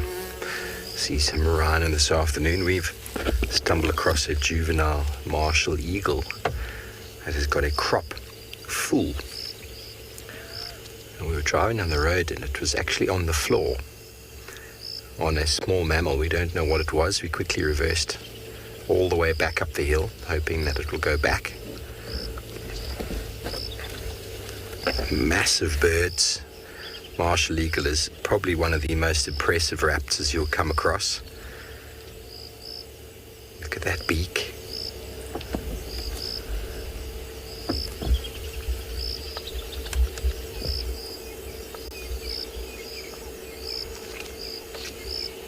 Feed on a wide variety of medium to small mammals. I've seen one with a steenbok and a sharpsgraasbok before. It was feeding on the ground, but they do very, very well with monitor lizards. And we kind of think what we saw was a scrub hare, but we're not sure. We reversed very quickly.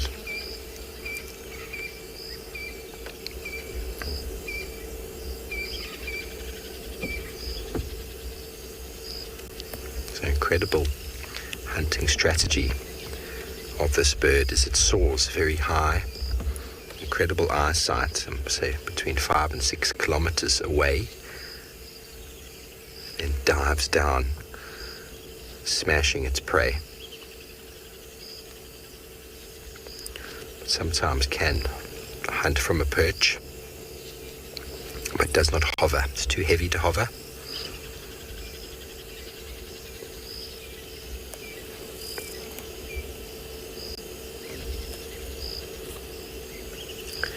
Breekkoparend in Afrikaans.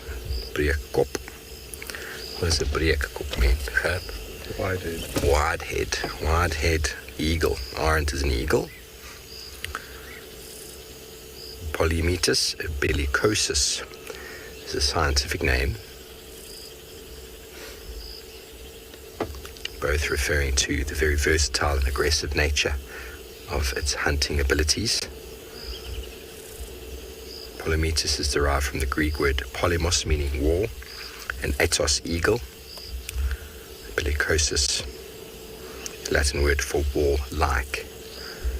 So war eagle, warlike is its scientific name. If you are uncertain about where the name martial came from, there it is.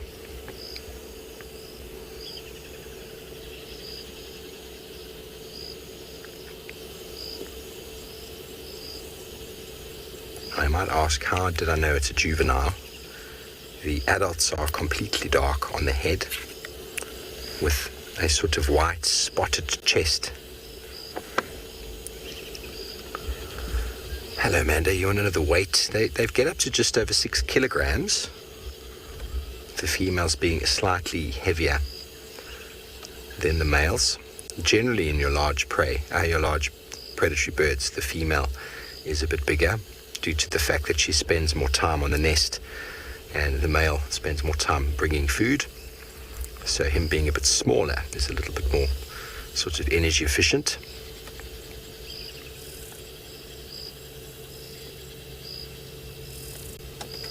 With the wingspan up to 260 centimeters. That's a big bird. Whenever you see the martial eagle flying, you see it's got that crest on the back there. That's a very characteristic feature. We see it sort of in the Wahlberg's eagle as well, the crest. But you never get confused with the two. The size is just phenomenal. And that beak, very, very powerful beak. I've seen this fellow around a few times.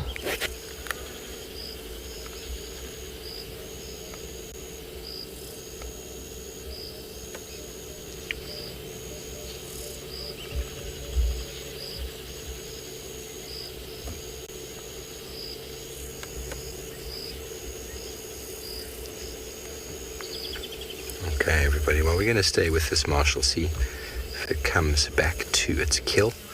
Meantime, we're going to send you over to and beyond Pinder.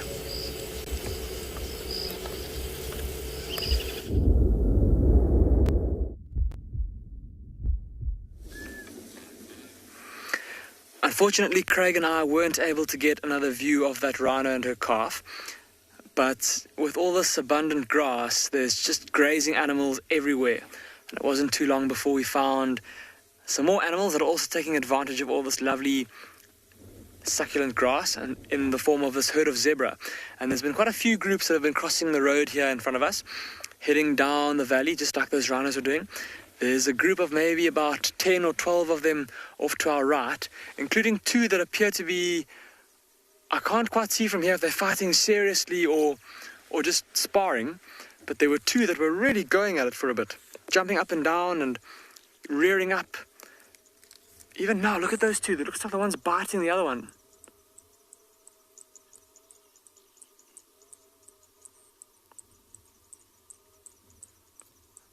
Like I said, I can't quite see. I'm looking through my binoculars. I can't see if he's actually... Oh, wow, no, okay. Oh my goodness, he's actually got the other one's ear in his mouth.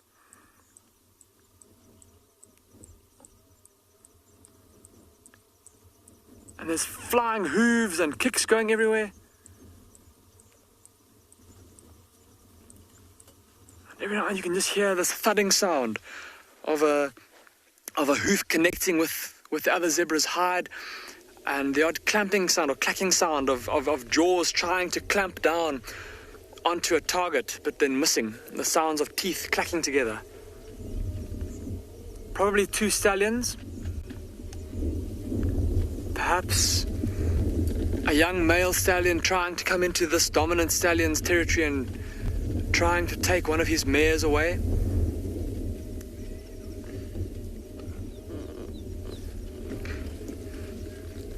There we go, the commotion seems to have subsided a bit there. There's a few more zebra in front of us though. It seems like there's quite a few herds in this area, all taking advantage of the lovely long green grass. Here they come, filing down the same game path as the first few herds.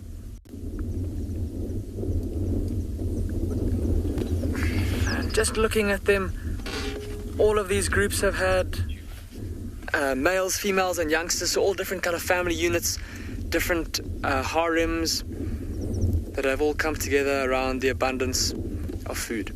We're going to keep on moving, everyone, to go see what else we can find for you for the evening. Let's go across to Lauren at Juma and see what she's found.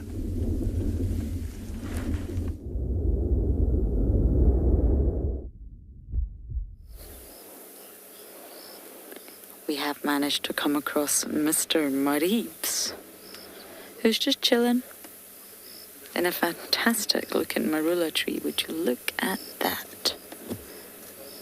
No sign of Tandy yet. Very close to where we had them this morning, or where we left them. And we do have a very random hyena. I think it's Comet. Could be wrong, you'll see from the view that we have. I'm not quite sure what Comet's waiting on. As far as I know, they don't have a kill in that tree. Reeves is just chilling, living the marula life. I'm guessing Tandy's somewhere. He's obviously hot and bothered. Oh yes, and tired. Bless me, everyone. Sorry, I just sneezed. But why the hyena's waiting, I do not know. Maybe hoping that a leopard is going to spring out of a tree and kill something.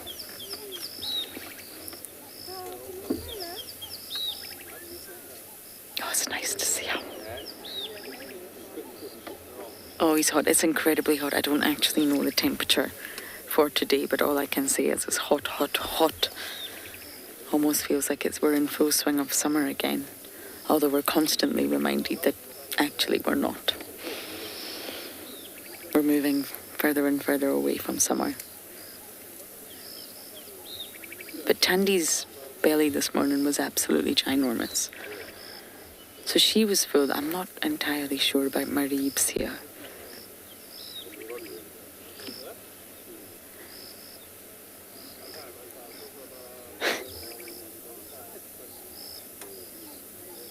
On a hot day like this, it's actually the perfect place to be up in the tree, especially under a full canopy. Kathy, you're saying you love his face. He's adorable. And he's becoming better and better. I do remember a few sightings with him where, I'm not sure if skittish is the right word, but he was nervy. He wasn't fully sure of vehicles. I remember those days. And he's obviously very comfortable in the trees. The vehicles can't get to him. The hyena definitely can't get to him. Although he seems to have no fear of hyenas, that's for sure.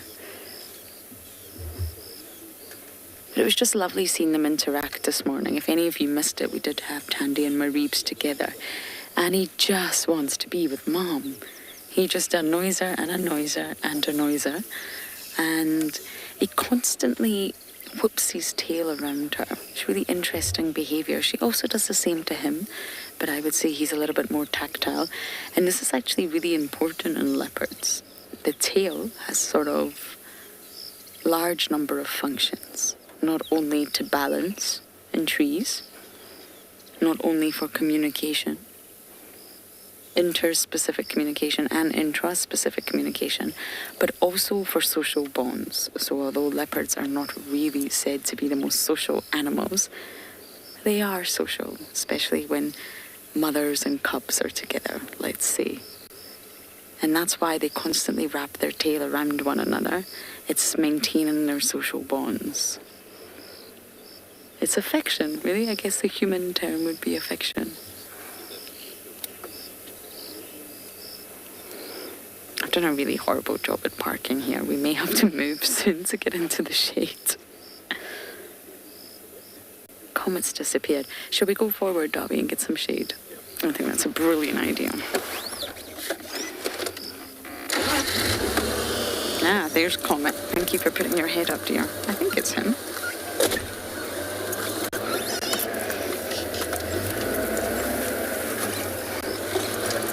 I don't think I can handle staring into the direct sunlight anymore, but there's a nice patch of shade there. So we're just going to move ever so slightly forward and relish the shade.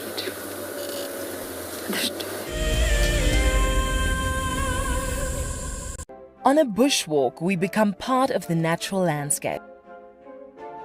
Walking enables access to the smaller parts of nature, such as bugs, spiders, and flowers in much greater detail.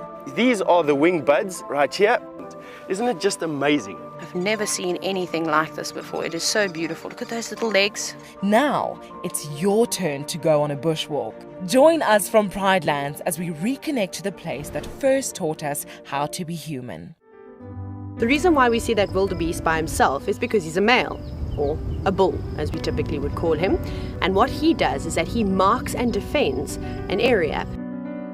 Essentially, he is looking for the ultimate piece of land or prime property. Needs to have good grazing, needs to have a water source close by.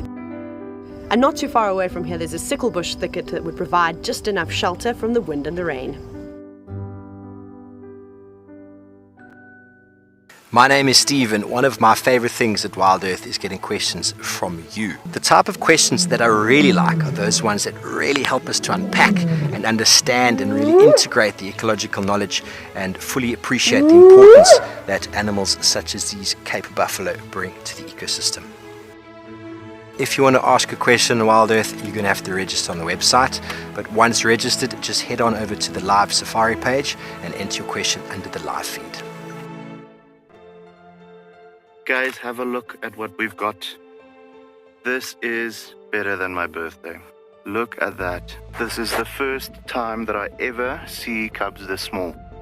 This is so special. This has officially just become my best sighting of all times. Tune into Wild Earth every single day. It's in your nature.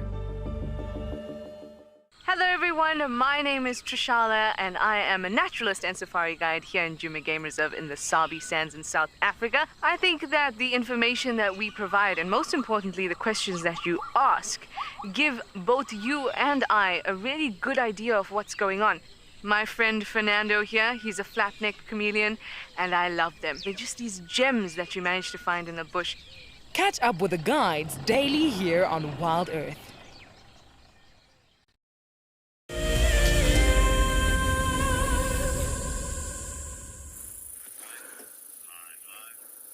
Welcome back to Tswalu, and we have found something quite interesting. We found a very large group of vultures in the trees. That there is a white-backed vulture. Unfortunately, most of them flew off, and there was at least one big lappet-faced vulture present as well. And then we had a look around, and we found a carcass that seems to be from late last night. We had a look at it earlier today. So that's why we've come back here. But it's a carcass of a gemsbok, but it looks like it's died naturally.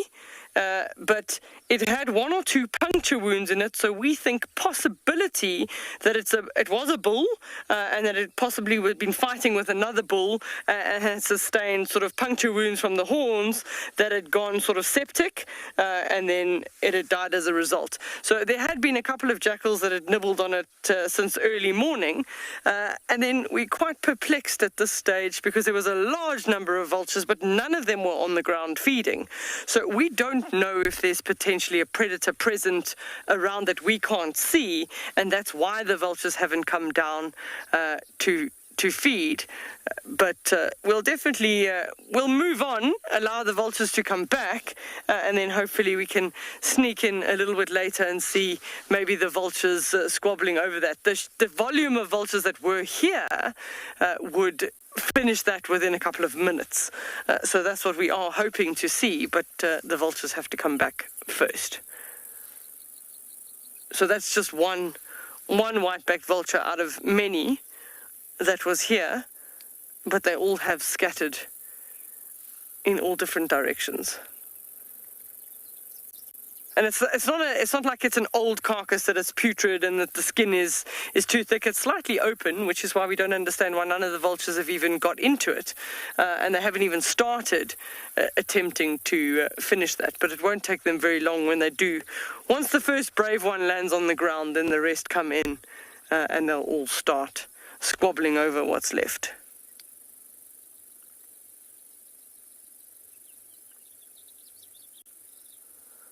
So most of Tswalu's vultures actually nest outside of the reserve, on the Malopo River, probably a good 80 kilometers north of the reserve. So they've come from quite far. But we're going to send you across to Steve, who has a bird probably about the same size as that vulture, maybe a bit bigger.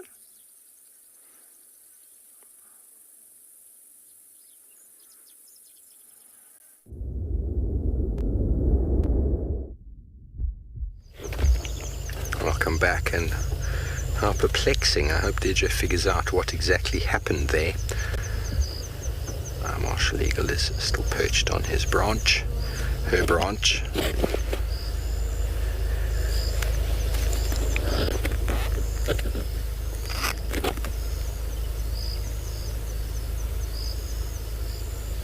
I don't know how much meat they can put in their crop at one time. The crop definitely looked pretty full. One of our big 6 birds. These birds are under quite a big threat around the world. In Africa, should I say, regarded as vulnerable. In South Africa, but they're near threatened in IUCN. We don't see as many marshals as we'd like to. Those of you who don't know what I mean by the big 6, the big 6 are the big 6 birds that you come to the Kruger National Park to see, and that is the martial eagle, the Pell's fishing owl, saddlebell stork, lappet-faced vulture. Okay, well, I'll have to remember the other 2 off the top of my head. I'm going to quickly send you that over to Lauren.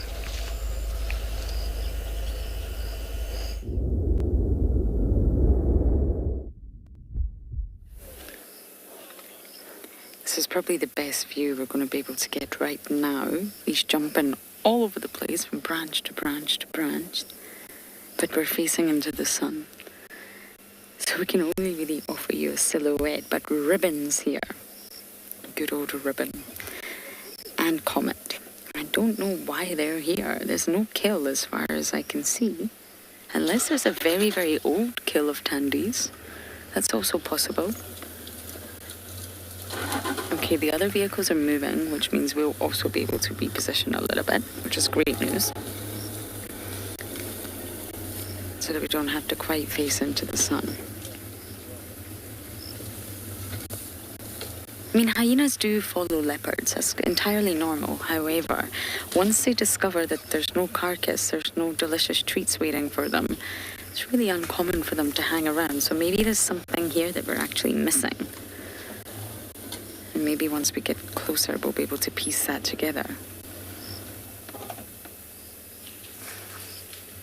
Okay, we're not going to be able to get any closer. There's two other vehicles here, I'm afraid. Oh no, I spoke too soon. You ready, Davi? Let's do it.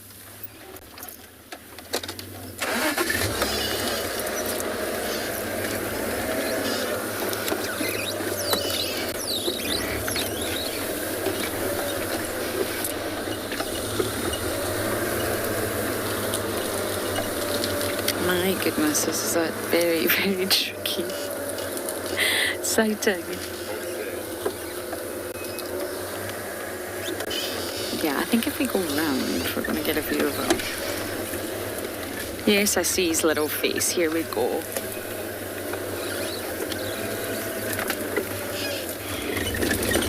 Now, for those of you wondering about off-roading, Rexon is here. He's sort of in charge of the land. So we do have permission to off-road in this area. I'm not sure we're going to be able to manage this. You got him. Davi's got him. He's got a kill. He's got a kill. Oh, he's got a kill. I can't see anything. What's he got, Dov? Don't know. I'm testing your knowledge. Maybe an impala. Maybe an impala. Okay. I can see a beautiful, beautiful sort of vegetation patch in front of me, a combretum. It's a russet bush willow, actually. That's my visual. At least you guys all get to see the leopard. That makes sense that he's got a kill. There's no way Ribbon and Comet would be here otherwise. I'm glad we solved that mystery. Is it full?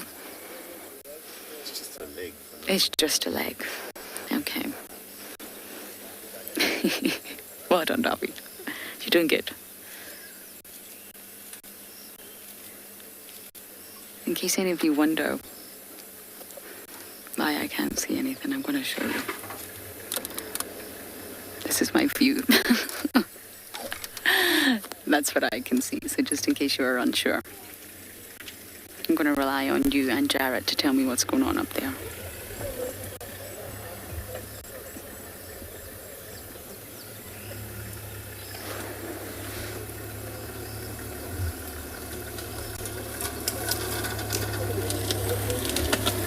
I think Tandy will be here somewhere. She's probably just taken some time out. Some mum time. Seeking shade somewhere.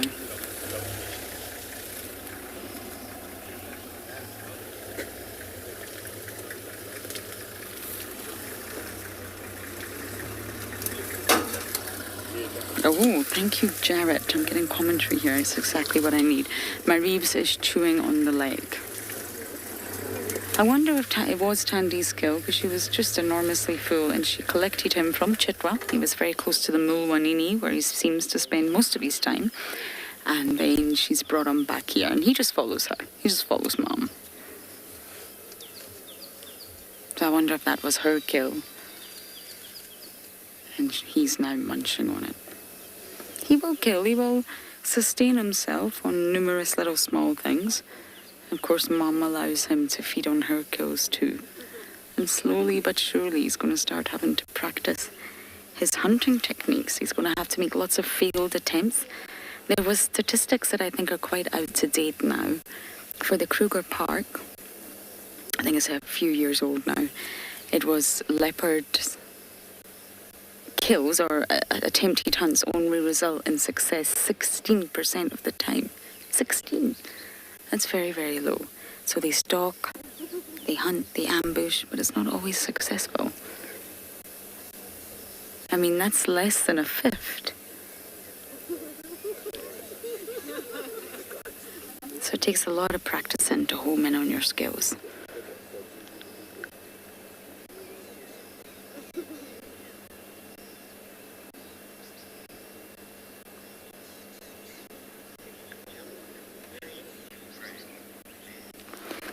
Claire, I don't think Mareebs could. And I've actually never seen a leopard do it, but I have had this question before, where I have said I don't think leopards do jump out of trees to kill their prey, and lo and behold, many of you sent me videos proving that they do. I don't think it's a common occurrence. It's a dangerous operation to jump out of a tree onto prey. But I mean, they're so agile, they're so lightweight, they're so flexible, really flexible spines, and extremely powerful shoulder blades. So it's definitely possible, yes. There's definitely YouTube videos. I think there's a YouTube video for everything, actually. But I don't think it's a common occurrence, and I don't think a young male like Mareebs would be able to do that. I mean, he may try. He's very, very brave. We've watched him chase off hyenas numerous times now. But yes, leopards can jump out of trees.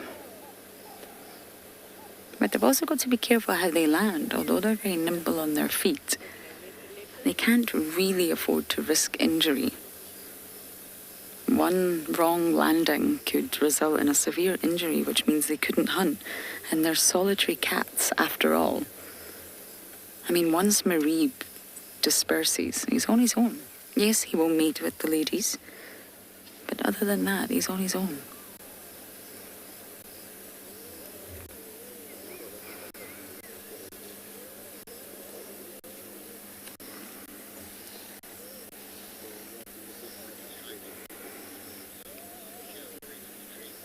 Oh, it looks like he's trying to move the leg to a more secure place on the tree. It'd be great if you could just move up a branch, Mareebs, and then I might be able to see you. If it's not a full carcass, then I don't think it's his. I mean, he was picked up on Chitwa. We are now on the very southeastern corner of Juma, just east of Leadwood Road. So Tandy was bringing him here. That's what she was doing.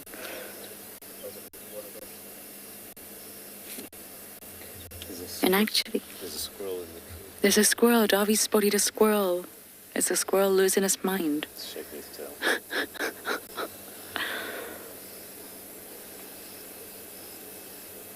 I don't think a squirrel would be very happy to see Mareebs at all. Our very own Wally dispersed as well, so every time I see a squirrel, my heart feels a little heavy.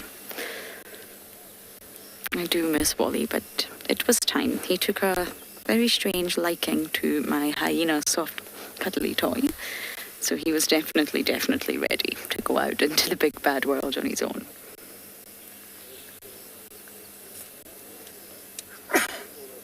Bless you, Davi.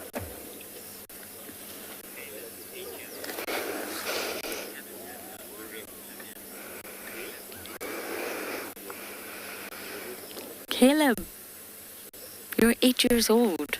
It's a very tricky question. Mareebs, we are in the low veld of South Africa. We're actually on the sort of western fringes of the Greater Kruger National Park. So it's a very, very dense area of woodland, if you like. And in summer it gets very, very thick. As you can see, the grass gets very long. The sort of vegetation gets very, very full. And that's perfect if you're a leopard.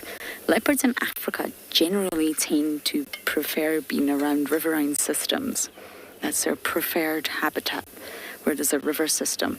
And we're really not too far away from the Mulwati right now, which is our river system. And there's actually 9 different subspecies of leopards. Caleb, 9, can you believe it? So we're looking at the African leopard, naturally. But there's lots of other different types of leopard around the world that have different habitat choices. They won't, of course, all be the same. You have the Amur leopard, the Javan, Arabian, North Chinese, Sri Lankan, I've seen a Sri Lankan leopard, Persian, Indo-Chinese, and Indian leopard, as well as the African. So it's 9 different subspecies, and every single one of these subspecies will have a different preferred habitat type. But of all the big cats, of all the Panthera species, leopards are the one that has the broadest habitat across the world. But Marib's habitat is here in the low veld. He spends his time on Juma, Torchwood, and Chitwa. And we're in an area called the Sabi Sands. And he clearly loves marula trees. Leopards are arboreal. They spend a lot of their lives up in trees. Their bodies are specially adapted for that. Life in the trees. It's safer. It gives you height advantage. You can cache your prey, your carcasses, keep them out of reach of Miss Ribbon and Co.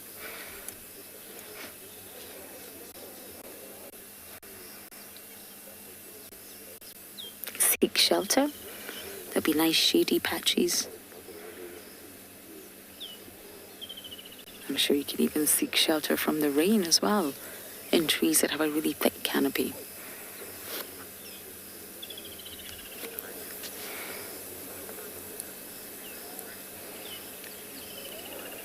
Keegan, you are 9 years old and you're asking what type of animals do leopards prey on?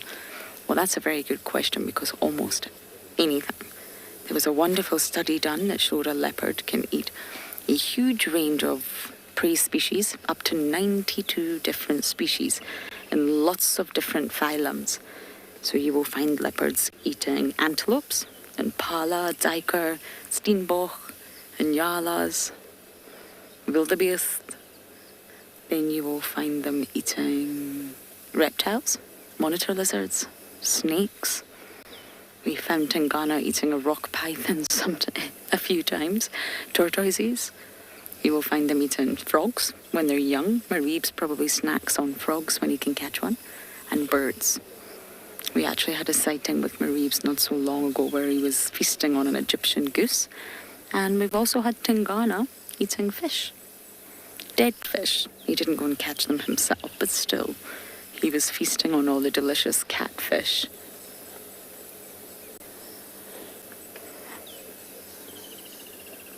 So everything, up to, and insects, that's the one I forgot. How could I forget that? You will see leopards feasting on termites, the alates, when they're streaming out of their holes. They pack a good protein punch, filled with all sorts of nutrition. And you will see leopards standing above that hole that the alates are streaming out of and eating up all the alates. So in answer to your question, Keegan, almost anything. They're also opportunistic. They will steal carcasses from each other and they will eat carrion, rotten flesh. You won't see them eating fruit. We were talking about marulas earlier and how everyone loves a good marula, but you won't find a leopard snacking on a marula. It doesn't quite appeal to their taste buds. They also don't require that type of nutrition.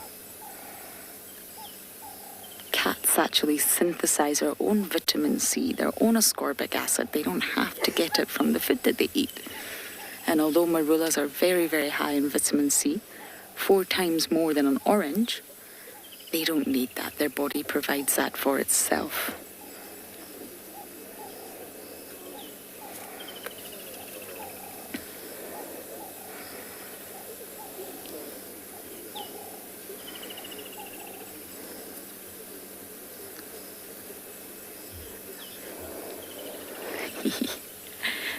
Thank you, Jared. Maribs is still chewing away. I really wish I could see him. We will try to reposition in a bit. It's a little bit of a tricky spot. The vegetation's so dense. Everyone's a little bit nervous about getting stuck.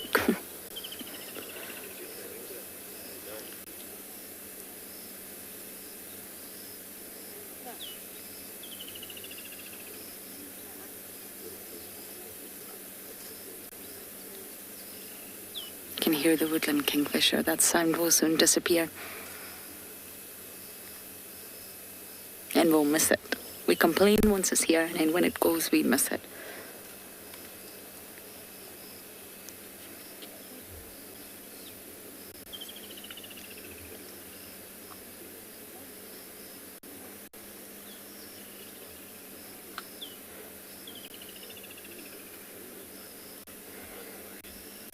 Oh, many of you are saying it's nice to spend time with Mareebs. Absolutely.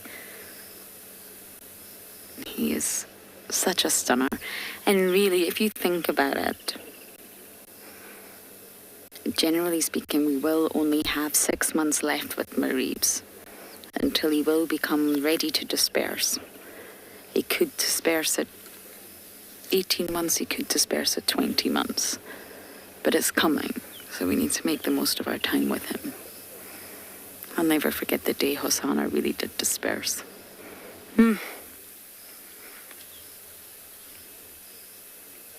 We all knew it was coming, but we didn't want it to happen.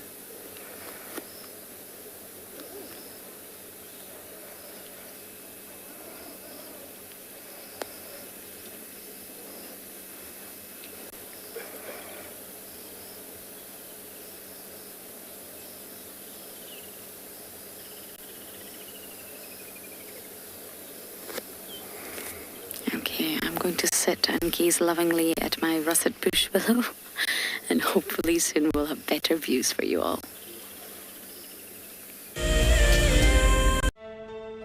Just look at that. It is absolutely incredible. And as far as I can see, that all falls within the reserve. So it is a vast landscape, but we are gifted with these incredible things. Yeah, the wildcats, the aardvark, yeah, you name it. It just keeps on delivering. It's just such an incredible privilege to be out here.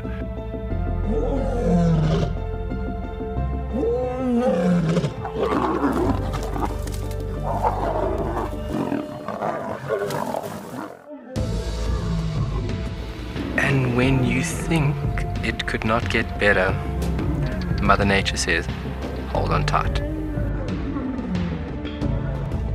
Oh my word, that is gorgeous.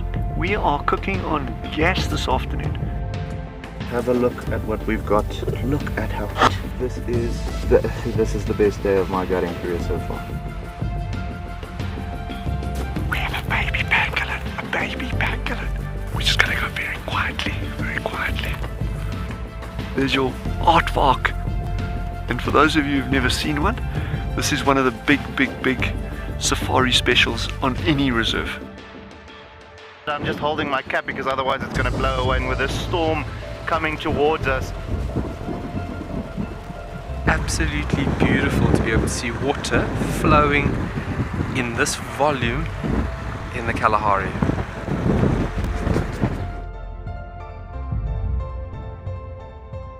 Oh, look at that. You can see the structural component of these flowers. It is perfect.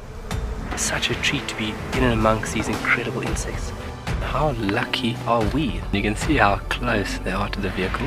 Very curious. Oh, you can do it! There we go. We made it over. Whew.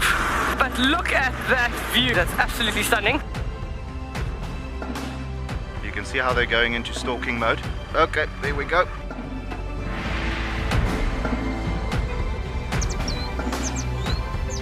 This one female is gonna walk straight past the car now. Absolutely stunning. Look at that. I mean, do we just not have the best jobs in the world? That was it.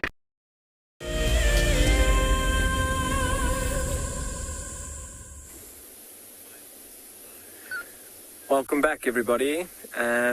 What we found here is, so I left those few members of the Birmingham Pride, and I was following up on reports of a pride that has just come in from the eastern side of our property, and here they are. It looks like there's quite a lot of them here. It's certainly not the Birmingham Pride, and there has been some interesting line dynamics at the moment. In this pride, I'm not 100% certain which one it is. I'm going to have to do a bit of research tonight as to who they may be. I've got to try and spend a bit of time having a good look at some key features and key markings on these lions. There are quite a few young males, in fact. I mean, there's these two that have just popped their heads up, looking like two pretty strong males, maybe around 4 years old or so, that would be my guess. Their manes are starting to grow quite nicely, maybe just less than 4 years old or so, but looking big and strong. And a few days ago, there was an interesting commotion around Orpen Camp, which is just on our eastern boundary. And I was reading up about there being a little bit of an interaction between two different prides. Obviously, we weren't there, so I'm not 100% sure which ones they were. And I'm sure this is one of them, and it looks like this one has kind of come out on top. I'm sure the other pride has gone more east again. Very, very interesting. I mean, my options for this pride, initially I thought it might be the squirrel pride. It looks like these young males might even be the Mbiri males from east of us. And it might even be the Mayambula pride. I'm going to have to phone one of my friends or another guide who guides up in the Timavati. That's normally where they're hanging around. But if I'm not mistaken, the Mbiri males are in charge of the Mayambula pride. And these guys are moving west into our property. They're actually putting quite a lot of pressure on the Birmingham pride as well. That's why they're kind of scattered all over the show at the moment. I wonder if there isn't a bigger, more dominant male in this group. I mean, there's a chance that these younger males have kind of joined up and formed a coalition. And I've seen at least 3 or even 4 young males here. There's a few lionesses as well. No small cubs. I mean, that's not to say that there aren't small cubs elsewhere, maybe not moving around with the pride just yet. I mean, it is a hot day. They're kind of lying in the shade. There is a few signs of movement. I can see some tails in the distance. Look at that yawn. Big, strong teeth, eh? And just lying in the long grass. Very tricky to actually see them in the long grass if you're not paying too much attention. And let's see what this male does. Is he cleaning himself? No, he's actually cleaning what might be his brother. Very, very interesting to see these guys moving west into the property. From how it seems in the past few days, they've come from east of us. If it is the Mayambula pride, they've come from kind of north of us. That's not unheard of. They could have come all the way on the through the Kruger in that wilderness block on our eastern side. Here comes a lioness. She's up and kind of walking towards us here. Also looking like she's in great condition, hey? I mean, even with that so-called fight at Orpen Camp that somebody was talking about a few days ago, it doesn't look like these guys have been in too much of a fight. I can't see any fresh scars or wounds, and they're looking healthy, nice and full. There's one lioness that we drove past on the way in here, and she was looking a little bit skinny and a little bit out of shape.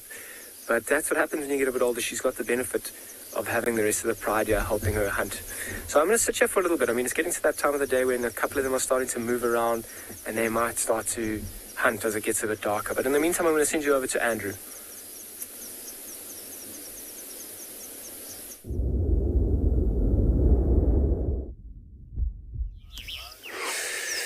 Good luck, Dan.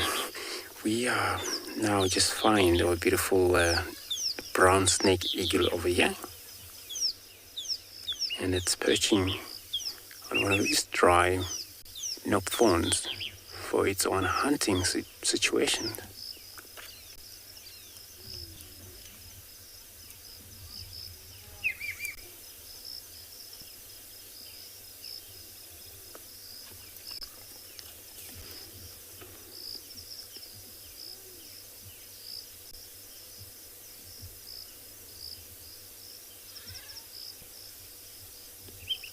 So brown eagle, snake eagle, one of the eagle that they specialize with all reptiles, snakes, lizards and things. They're well designed with these legs, talons, without a feather on them.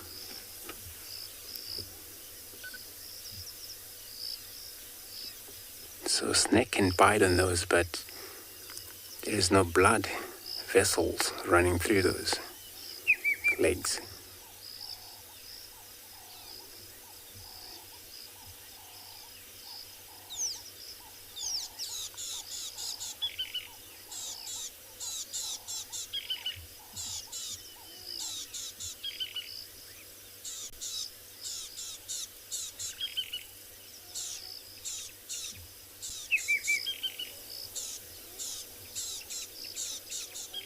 And they're very flighty sometimes, never relax.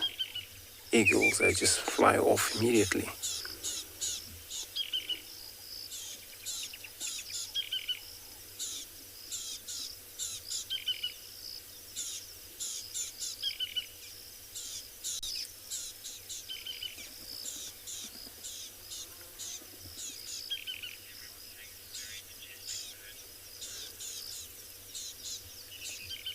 Everyone, you're very much right. There's so much beautiful, it's a really majestic bird. And it's actually scanning around. Hopefully for the eye sighting, it's great. From that height, we'll spot something small, kind of movement on the ground and fly, catch it.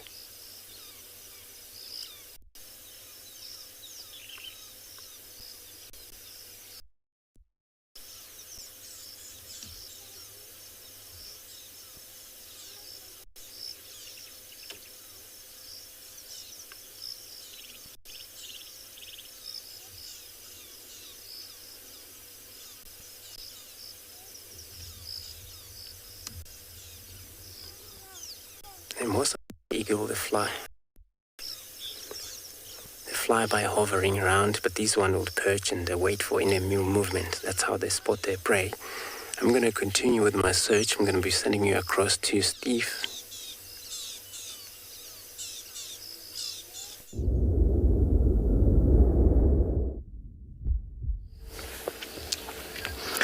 Good luck, Andrew. I hope you find what you're looking for.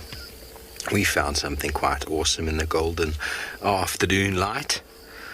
Very nice, as always, to stop and spend moments with spiders. I know some people are not too keen on seeing them, but don't worry. They're all the way over there in the web.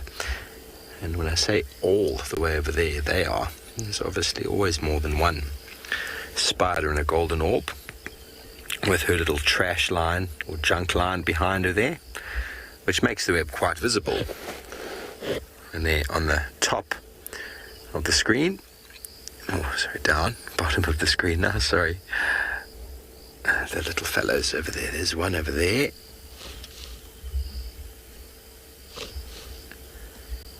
Yeah, there we go, there's the male. Now, and I always like to do this, I always like to count the... Ooh, he's a fantastic male. He's still got 8 legs. I often find these guys without a couple of legs. And if we go up again, there's another male. There's another one. He looks like he's missing 2 on the left-hand side, on the right-hand side of his body.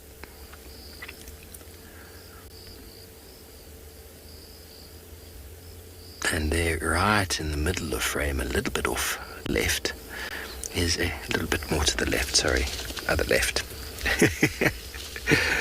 Bottom right corner now. Very small little spider. Is the very, very, can you see it? It's just above that sort of middle of screen now. Looks like one of our dewdrop spiders living in the web. They don't seem to sort of succumb to the wrath of the female in the nest or in the web. They are stealing food from her after all, and yet she doesn't ever seem to charge after them. You always find the males hanging around on the periphery. They're benefiting off the female's food that she catches, and so is this little kleptoparasite.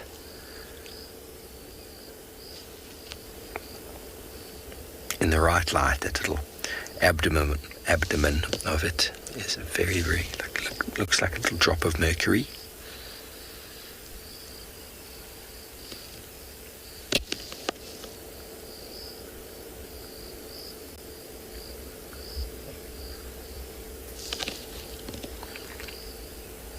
Very well anchored.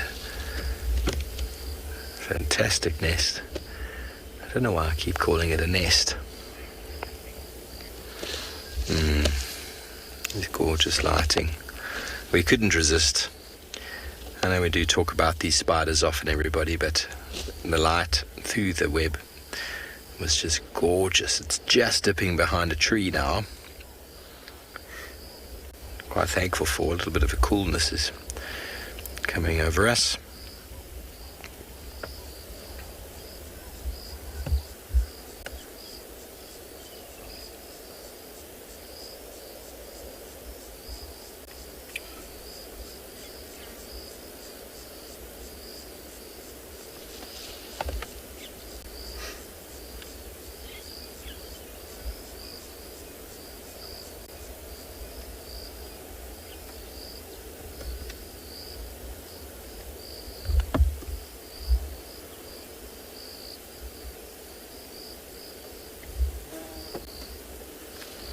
mildly venomous. If you did get bitten, that would just lead to some headaches.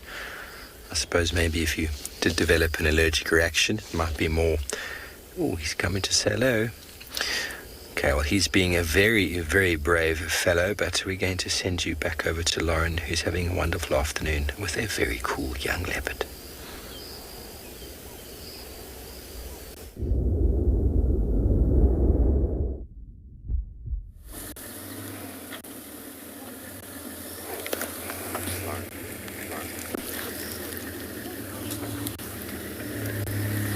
Oh, we're live. I did not get that comms. I do apologize.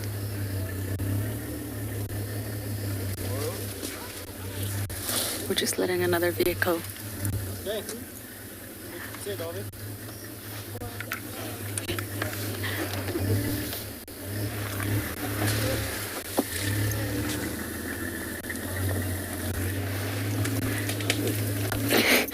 Okay, we're just gonna reposition here. Finally, we have a little bit of space. And now I can see, which is absolutely wunderbar. Oh, hyena, June. June, where have you come from? Is this okay?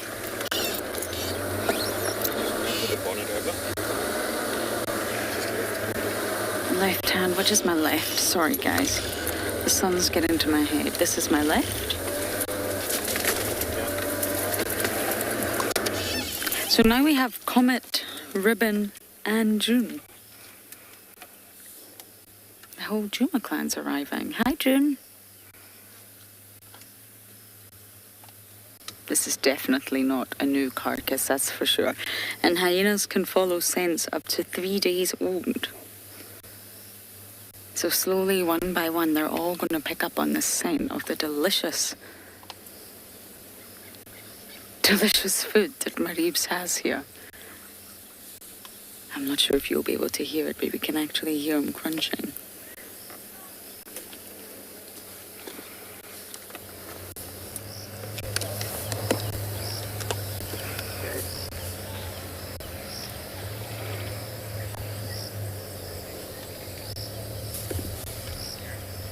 You can hear it. This is actually a stunning marula tree, I must say. Marulas are the best. Just Dash kills him.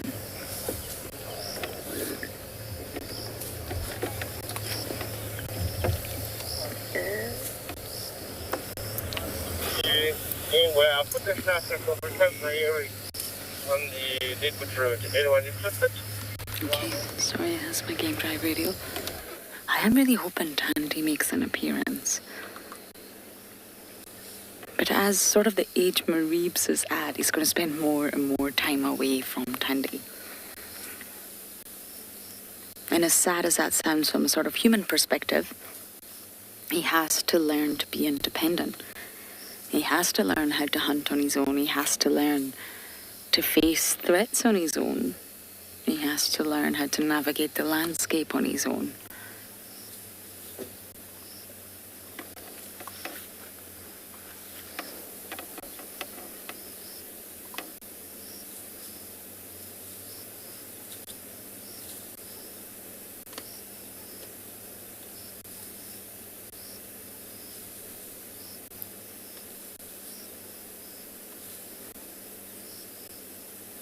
June's gone flat right at the base of the tree. You can't actually see her, but she's there.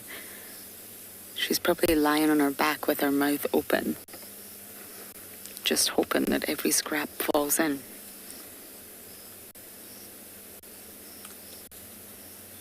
And I got asked the other day at the Kuchava sighting, was he not scared? There was a hyena there. Was Batman not scared? You have to think like a leopard. They are used to seeing hyenas. From when he was a very young cub, okay, not, in the first 6 weeks, but after that, Mareebs will have seen hyenas very often. Every time his mum has a kill, every time there's a kill in the tree, they're not unfamiliar to him. So yes, they're the enemy, but he's very, very familiar with hyenas.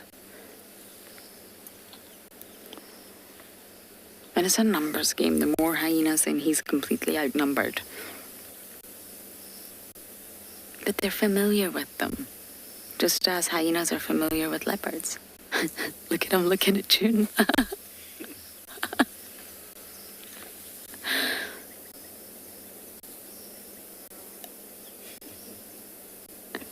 Oh, you be careful, Mareebs. If you drop that, you are not getting that back.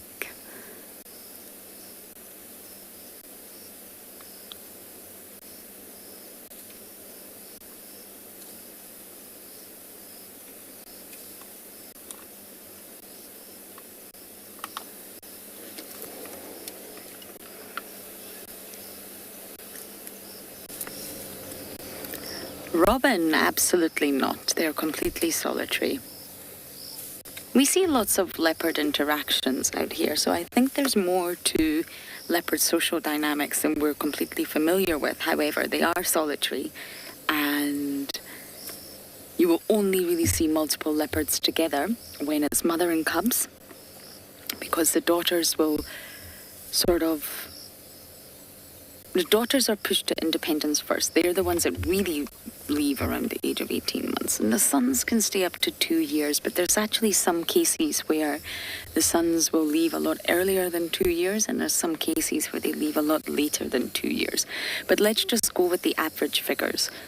Daughters start to be pushed to independence at 18 months, and then sons 24 months, And up until that point, you'll see them together a lot. You'll also see mating pairs together. So when a female and male are mating, they'll stay very close to one another for a sort of prolonged period of time. But other than that, leopards are solitary. I mean, there was an incident a couple of months ago where Tingana, Mulwati, and I think it was Hukamuri, I'm afraid, were seen at a kill together, feeding on the carcass at the same time, which is just incredible. But at the end of the day, when there's food involved and there's enough food, you've just got to try and take what you can get. And I'm a firm believer that all the leopards out here, at least the adults, they are aware of one another. Tingana knows exactly who Mulwati is. And of course, he used to know exactly who Hukamuri was. If a newcomer came into the area, then yes, that would throw a spanner in the works. But otherwise, they are all very, very familiar with each other. And I'm not necessarily saying by social interactions, I don't know why I can't speak there, or visual interactions, but they're definitely aware of each other by scent. They have to be.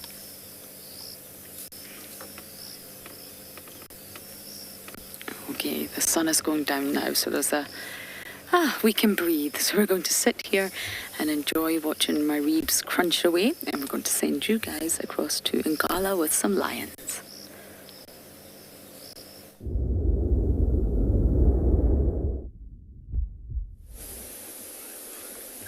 Welcome back, everybody. So it seems like these lions have got up now, and the majority of them are moving slowly in a northerly direction.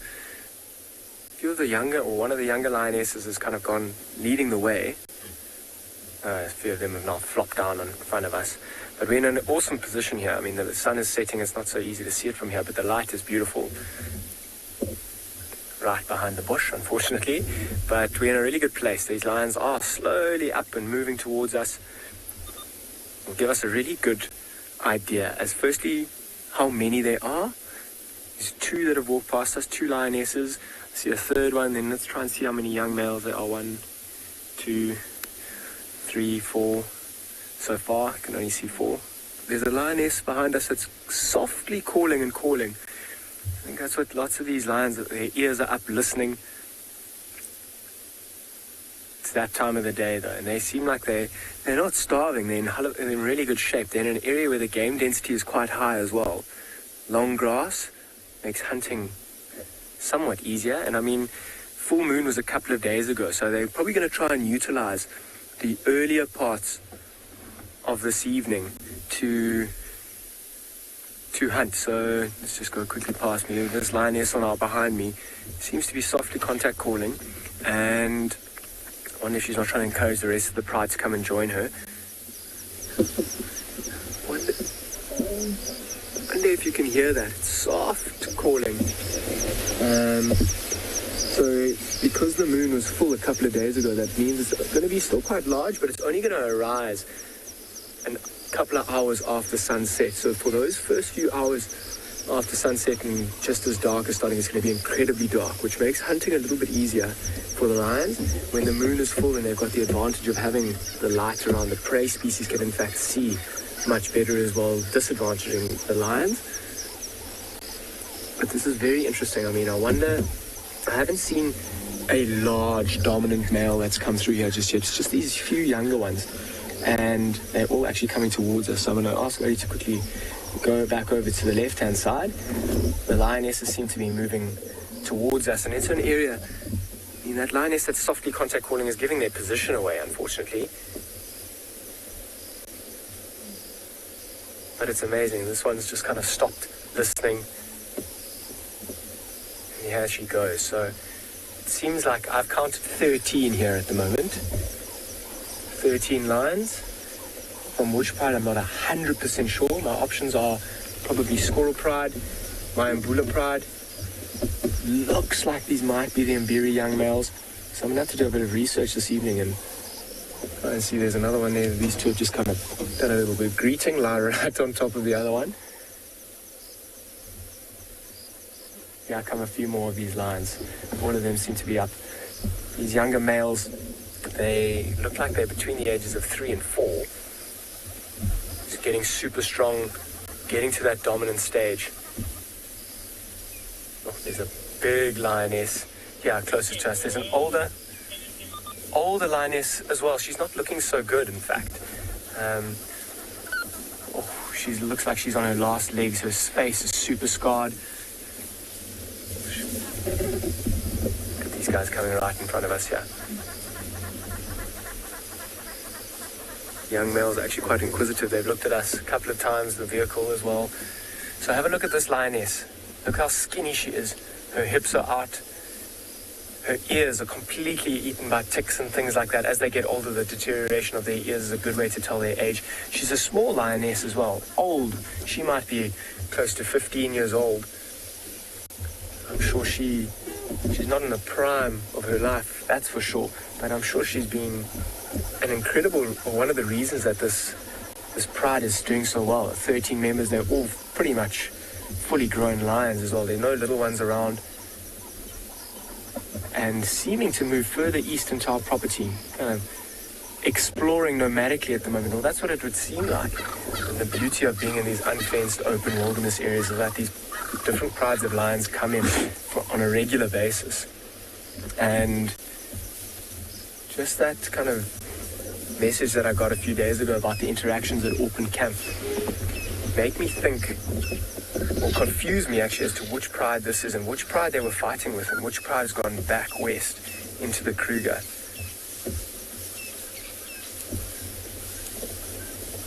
It's quite amazing when they just walk right past you like this. I mean, the grass is, this male's watching me very closely.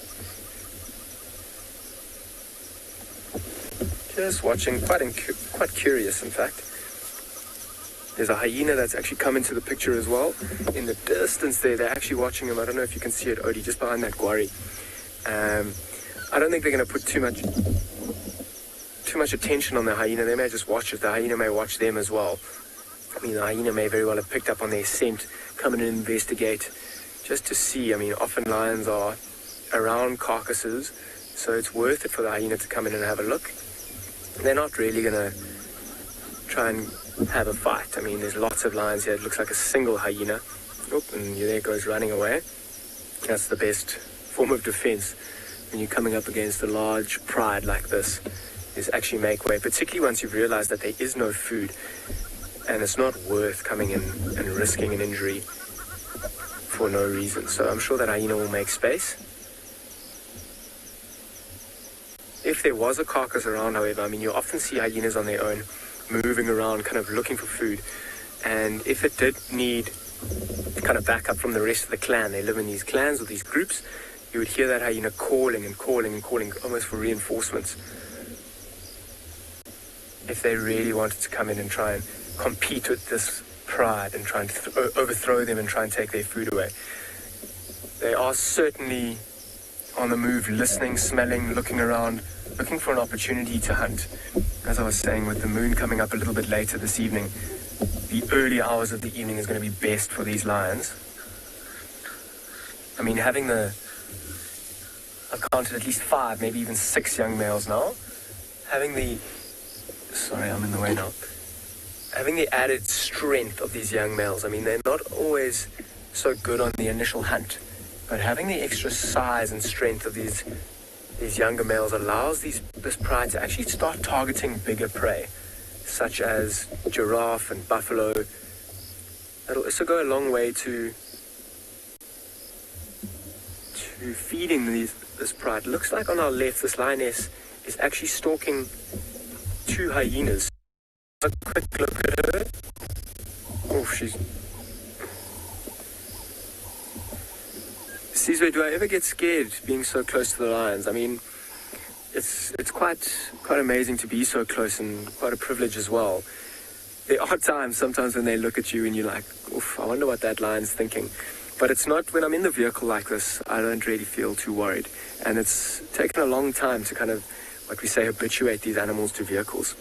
It's a completely different story when you're on foot. I mean, they've never had any reason to be threatened or scared of these vehicles, so they don't. I mean, particularly some of these younger lions, they often get inquisitive and curious, so they often come up towards the vehicle.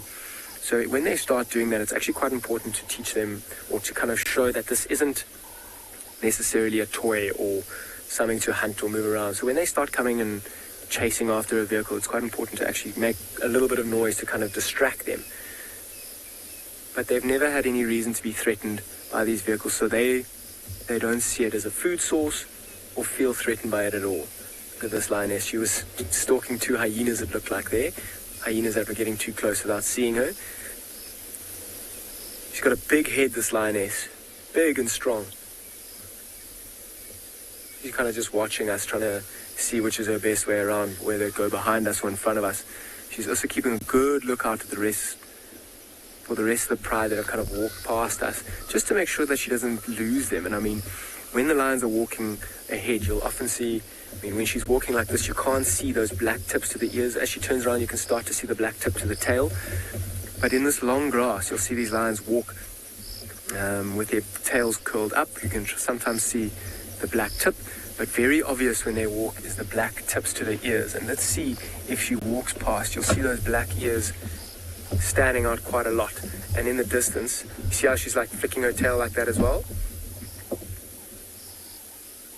Tail at quite a nice level for other lions to be looking at it through the grass. The lions in the distance, you can just see those black tips above the grass, behind their ears.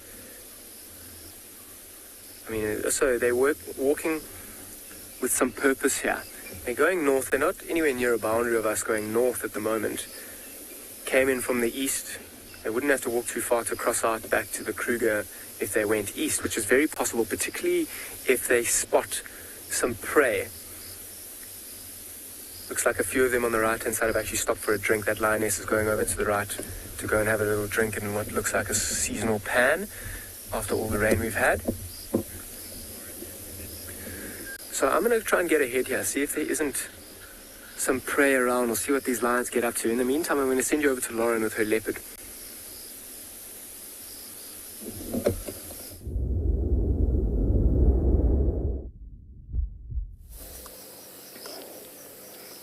Reeves is not very happy. June is disturbing him. Now, I just realized that I gave you all the wrong information earlier. I'm so sorry. I knew this would. No, June's just here, Davy. I don't think you'll get a view. You can just see the grass moving. Yes, I knew this would happen when my wisdom tooth got removed. So yes, when I said that we'll only have 6 months left of my Reeves, that's not the case. Sorry. It's the females that are 18 months and the males that are 24 months. Give or take. So we will have about another year with Mareebs wandering around before he really starts to think about dispersal. So forgive me, everybody. He's got a lot of growing to do. Although looking at him like this, he looks big and powerful, huge paws. He's still got a lot of growing to do before he really reaches the adult size of a male leopard. Even Hosanna, when Hosanna did disperse, he was huge, but he was not the size that he is now. He's massive now. It's very scary to see photos of Hosanna and think it's the same cat. He's a very big male leopard. He's got fantastic genes, of course. But Mareeves is really still just a baby.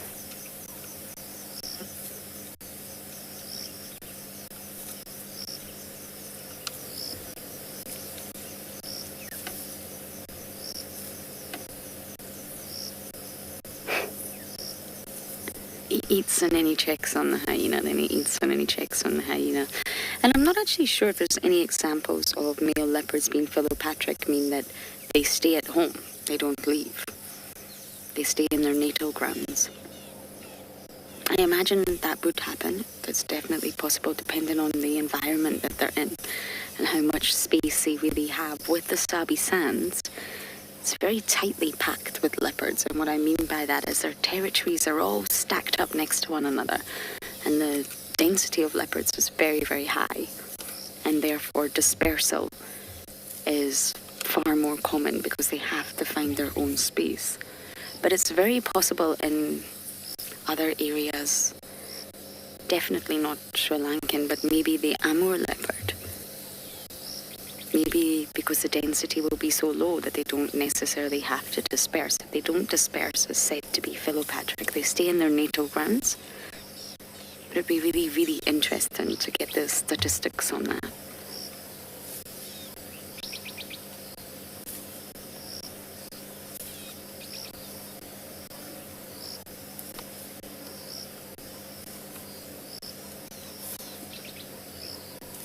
Oh, that looks yummy.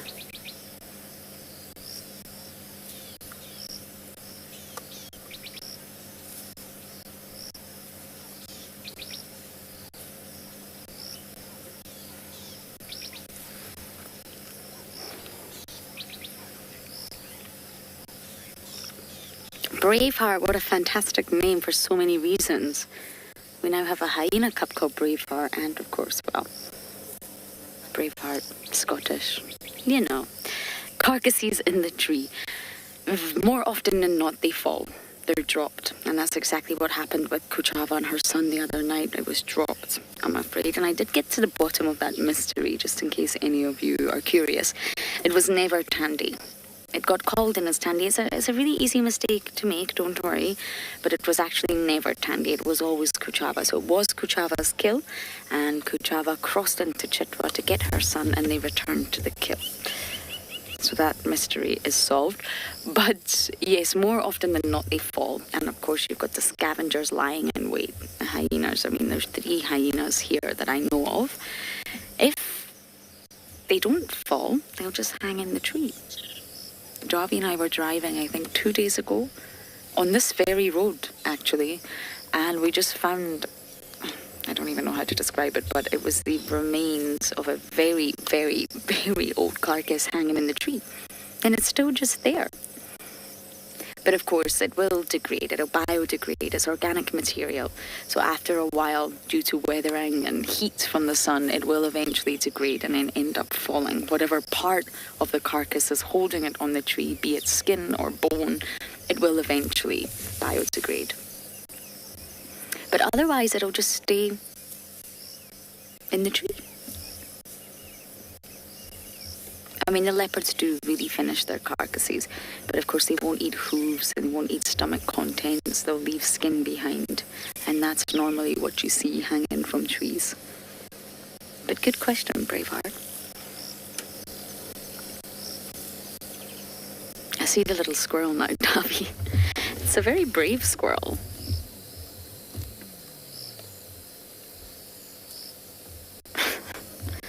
Sharing a tree with a leopard. Hanging upside down, look at that. Defying gravity.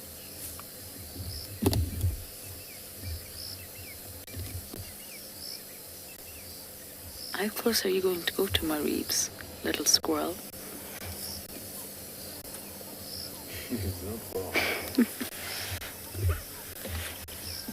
Quite close, apparently. Leopards will absolutely eat squirrels. I've watched Kalamba hunt squirrels, I've watched Dandy hunt squirrels, but of course my Reeves is very, very occupied right now.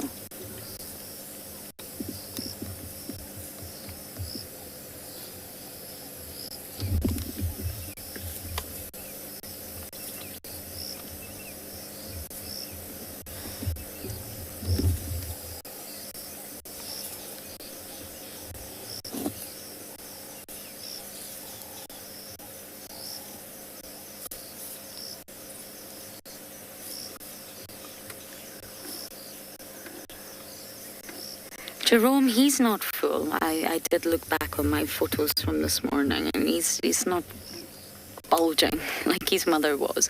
Dandy's full, so she doesn't need to hunt for a day or two. But I'm not sure Mareeb's will be. This looks like just a sort of remainder of a carcass. So he'll still be hungry. But leopards are very curious cats, like all cats. And if Kalamba's anything to go by, then anything that comes their way, he'll try and hunt. I'm talking small things, like squirrels, like gerbils, like birds on the ground. He will try. He's at that age.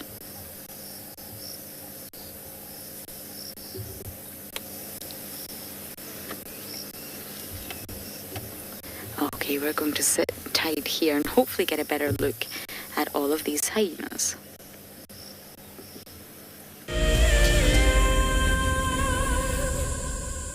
There are millions of people and animals around the world that call forests their home. From the gorillas in the bamboo forests of Rwanda, about 10 feet away from a silverback to the elephants in the Congo rainforest. There's a really big chance that this elephant has never been seen by another human being before. This World Wildlife Day celebrates forests, forest species, and the countless livelihoods they sustain. Our bodies are made up of about 60% water, which means that in a very short space of time, you can dehydrate completely. A relatively efficient way of collecting water early in the morning is to take an absorbent material like a sock and to walk through the grass, absorbing the condensed dewdrops on the grass. Once the material is saturated, you can then squeeze it out into a container, or you can suck it out directly into your mouth. Hi everyone, my name's Daniel Fisher and I'm going to be your guide this afternoon. I'm looking really forward to taking you through and showing you all the beautiful places here at and beyond Ngala. If you have any questions, please register on our website. Once registered, go to the live page feed and post your questions underneath the live feed. Join me on my next safari through and beyond Ngala on Wild Earth. Send me live questions through the Wild Earth website and I'll answer them live from the African bush. Look at this, the little one is up and about. Certainly hasn't had enough milk at this age. No amount of milk is enough. Oh, Corky. Too sweet. Oh, look at this.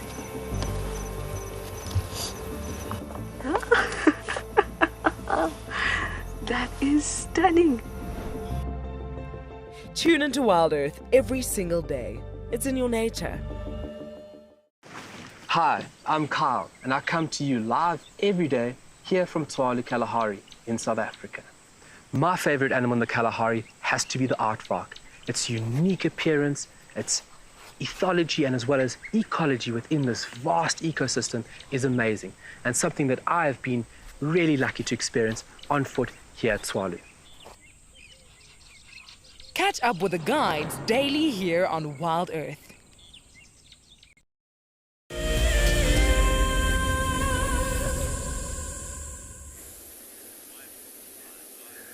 Welcome back everybody. So we're still with this pride of lions and they're seeming to move, as we mentioned earlier, with quite a lot of purpose. They're moving. Just stand by, I just want to chat on the radio quickly. Yeah, Barney, just keep coming north. If you turn off, I'll turn on quickly. So it looks like this male has found what looks like an old giraffe skull. It could very well have actually been killed by lions. Sorry, I'm just listening to the radio quickly. So look how he's playing with it. I mean, that's a very old skull, and there's certainly no food on there, but it's a source of entertainment for this lion. And lots of them, in fact, actually came right up towards the skull, played with it, kind of chewed a little bit. I wonder if that's in anticipation for what's going to happen later. We were mentioning, I mean, these lions taking down bigger prey, particularly about being such a big pride with such large members. I mean, lots of young males who've got a serious appetite. A giraffe, a big bull giraffe like that, would go a long way to feeding them. And sorry, I just want to quickly move slightly. Have a look at one over there. It's seeming to have found something else that's quite interesting. And look at this one, he's kind of stalking in the grass. Let's see if he doesn't go and stalk and play with this one that's coming right up here.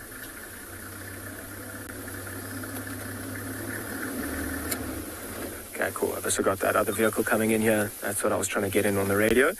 Look at that one there. He's got a big branch in his mouth.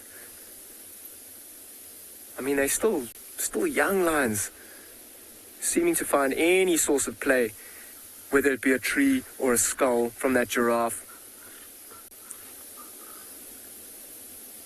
They're also hanging at the back, a lot of these younger males, letting the older lionesses... Look at that lion, he's missing the black tip to his tail, actually. That's quite an interesting diagnostic for that lion. That'll be a great way to try and tell him apart and to see what pride they actually are from. That black tip to the tail is missing completely.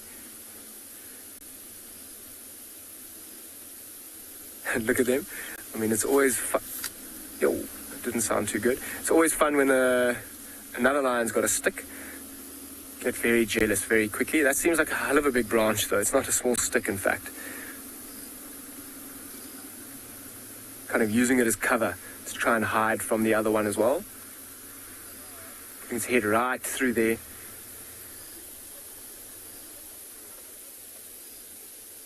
Be interesting to see what happens. I mean, they compete even for a small stick like that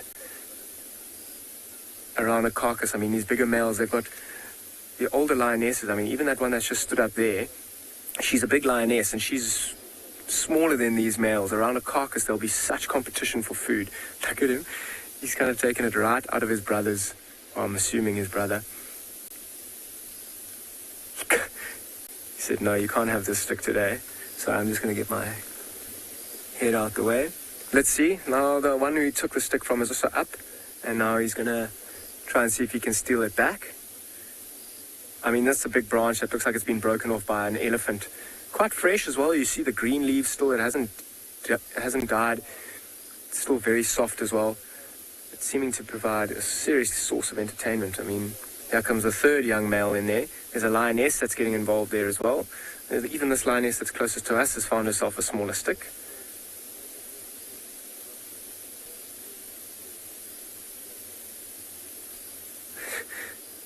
I think they've lost interest with the rest of the lionesses that are up ahead of us, kind of on the hunt, moving through. They're going to let them do the hard work, and once they hear like an alarm call or maybe even the sound of an animal dying, they'll be there very quickly to help take the animal down. But these young males can often be such a hindrance to the more experienced females on a hunt.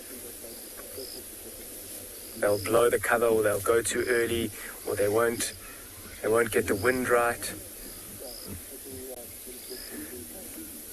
Look at these two fighting.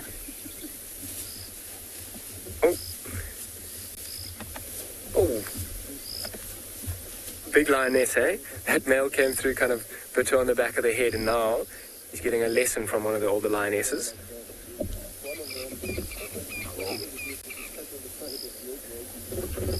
She's kind of getting teamed up on here. The young males are bullying her a bit, but you see how she's not taking the rubbish so much? Oof. Look at how her ears go back. Oof. I mean, it's not a serious fight at all, but did you see how they were kind of jumping on their back legs, using those paws as almost boxing gloves, particularly trying to get the blows to the head. Even at times they were kind of trying to trip them up by their back legs.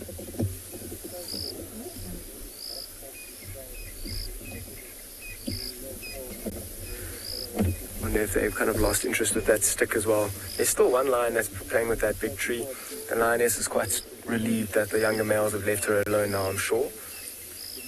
I mean, particularly those young males being quite a lot bigger than the females. They've got lots of energy and they're trying to play. But they're bigger and stronger than she is, so it can be quite tricky for her. Particularly when she's getting ganged up. Okay, so I'm gonna stick around here a little bit longer, see what happens as they keep going. I'm gonna send you over to Pinda in the meantime.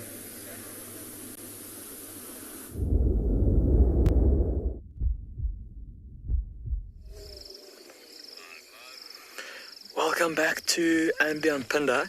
It's been a little while. We've done quite a bit of traveling through the open plains and have since started to make our way back in the direction of the mountains around Mountain Lodge.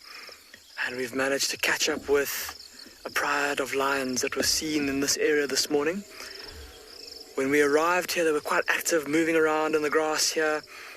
No doubt having just come out of the thickets in which they've been resting for the day.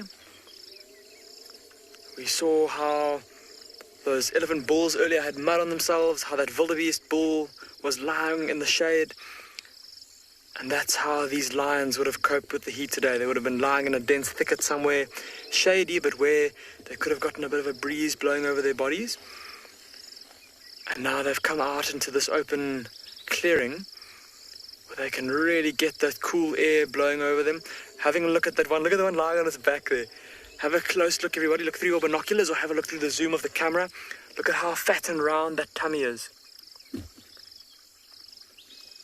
Now, we're not too far away from where there is a giraffe carcass that we think was struck by lightning during a big lightning storm we had a couple of days ago. And I wouldn't be surprised if these lions have been feeding on that carcass, looking at how their tummies are pretty swollen. It's a couple of days old, so the meat is not exactly fresh anymore. It's quite stinky, to be honest. But for these lions, it's still food. And providing it isn't completely, well, I suppose if they were desperate, even if it was completely rancid, they still might go and feed on it. Look at that one youngster off to the right there, how it's smelling around by itself. Smelling the ground and looking back towards her siblings and the two lionesses, and all of her siblings watching her very carefully to see what she's getting up to.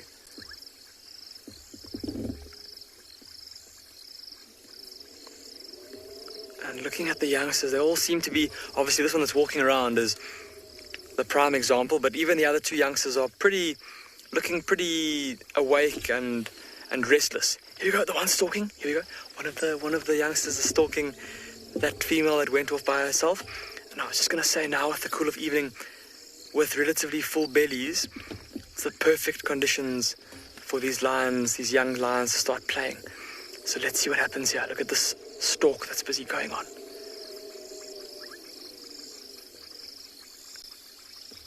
Wait for the pounce.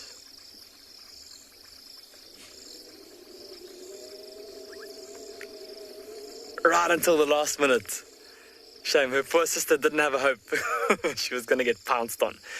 But it was at least a rather gentle pounce, not a knock the wind out of you, knock you off of your feet kind of pounce. And now look how they kind of locked in an embrace. Okay, apparently Lawrence has something very exciting for you. Let's go across there and see what she's found. Oh, the drama between Marib's here, and I think it's June. He dropped something, so he came all the way down. No, it's not June. Both of those ears are up. I can't see who it is from here, I'm afraid. And this hyena came, so he tried to jump up the tree, but he ended up on a completely different tree, and it doesn't look very stable, Marib's. No, I think you should go back up the Marula. I'm not sure what he dropped. I'm not sure if it was the entire... He's actually done a very good job. I think that's completum over there of sorts from the bark. We've lost quite a lot of light here.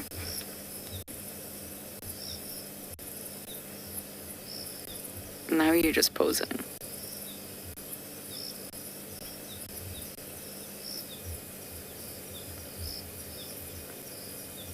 It's actually highly unlikely that the hyena would hurt him, really. The hyena was just coming, maybe it was June, to see what he dropped. And now he's not sure what to do.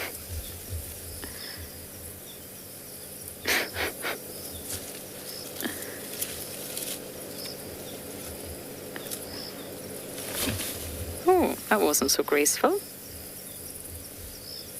Now, if Mareebs does decide to venture off into the thicket, we're not going to follow him because it is so thick and we're losing light. And I think we've had more than enough of a wonderful sighting with them.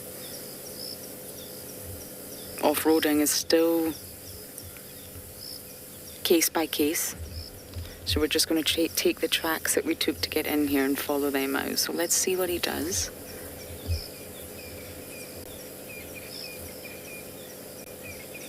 Can you see him, Davy? Yep. Okay, we're going to see what Mareebs does here, and for now we're going to send you across to Andrew.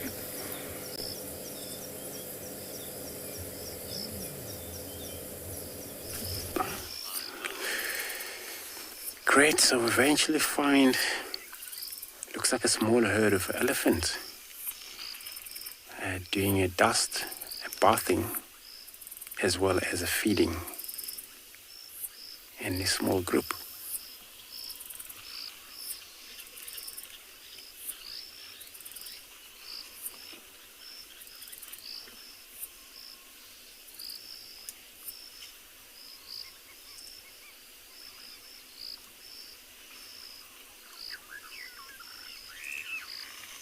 They might come from the west. In the Simbambile, we are on the boundary, western boundary of Juma and Simbambile, that area. And looks like they're going to cut into Gari. Well, there's been no elephants around here. It's cool to have them back.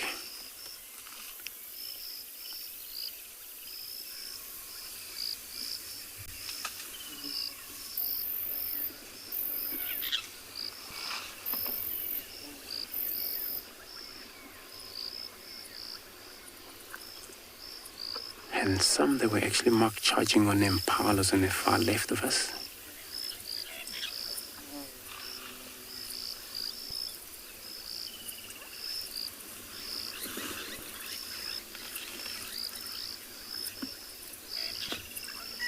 As this female, she's still not too sure.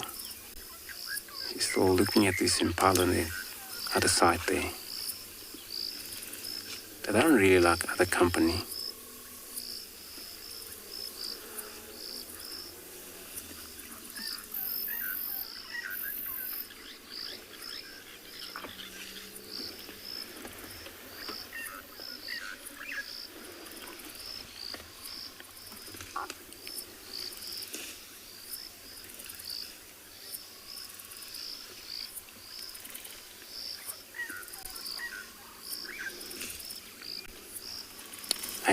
I agree, everyone. It's so much important. It's so cool to have elephants group.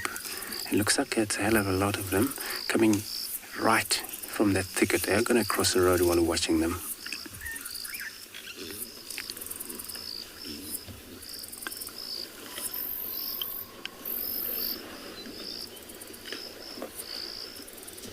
You can see impalas making their way out.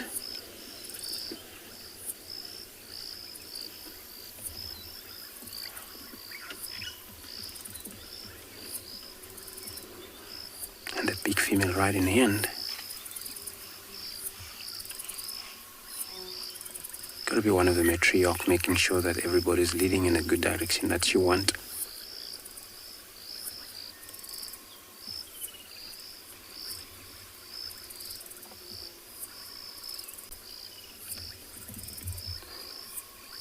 So I'm gonna move forward, try to stick with them.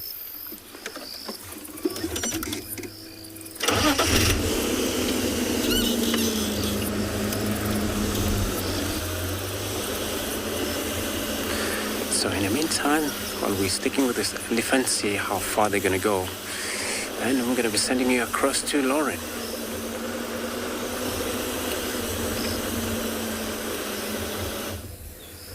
Well done, Andrew, for finding elephants. I have not seen one single elephant since returning. Now, Mareebs did go down the tree, wandered through the grass, and he bumped into Ribbon, and I think Kai-Cow. And then he decided that this was not a great idea, and he's going back up the tree. So we are now back up the tree. You have to go to infrared. We are going to go into infrared. Your picture is going to change from color to black and white once Davi pushes that button. I've seen Mareebs chase the hyenas. I wonder if it's just there's a little bit too many. I've seen Ribbon, June's here, Comet, and I think Kai-Cow's also here.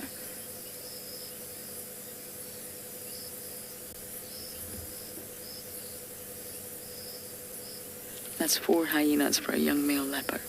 There could be more. What you gonna do, boy?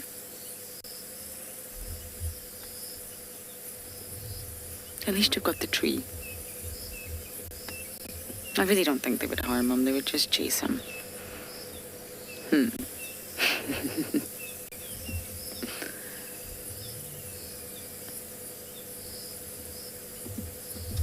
That's exactly what I would do. Lie down on that branch. It looks rather comfortable. I was going to visit the hyena den tonight. I'm very far away. And, of course, a lot of the hyenas happen to be here. It doesn't mean it won't be active, though. So if he does come down the tree again, we will head there.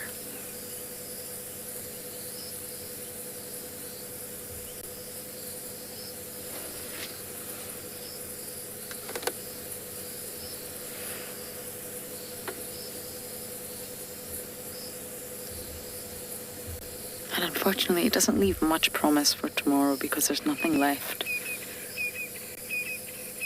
I mean, he may still be here, but it's not likely.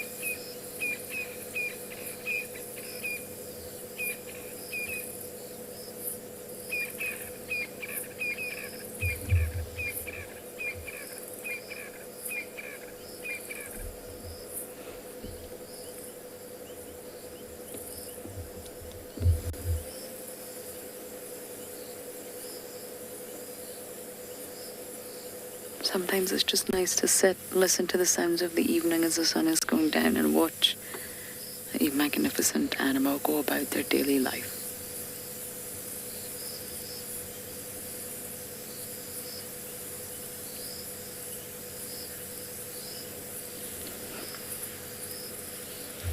So as we sit here a little bit longer, we are going to send you guys across to Tswalu.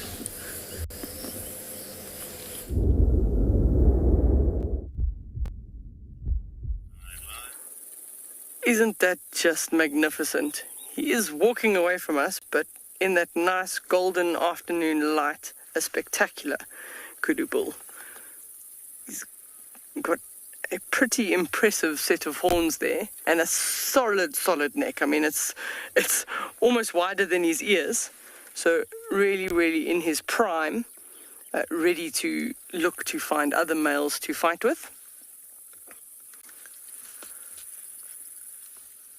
But he has been practicing earlier against the bushes. He was using his horns to just sweep the bushes.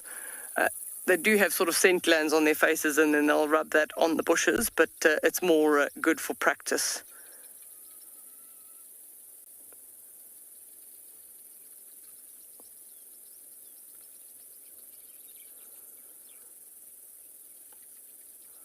That seems like it's the last glance, and then he's going to potentially disappear from us. So he's walking through the typical areas that you'd find them in, sort of a thicket, because they are predominantly browsers.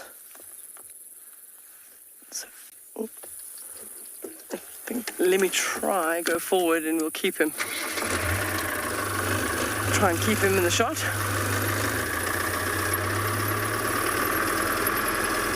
So, there he moves off just underneath the shepherd's tree.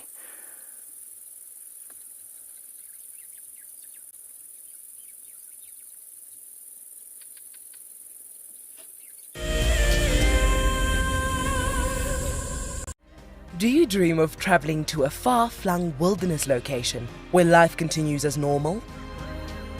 A place where you can escape to nature and breathe.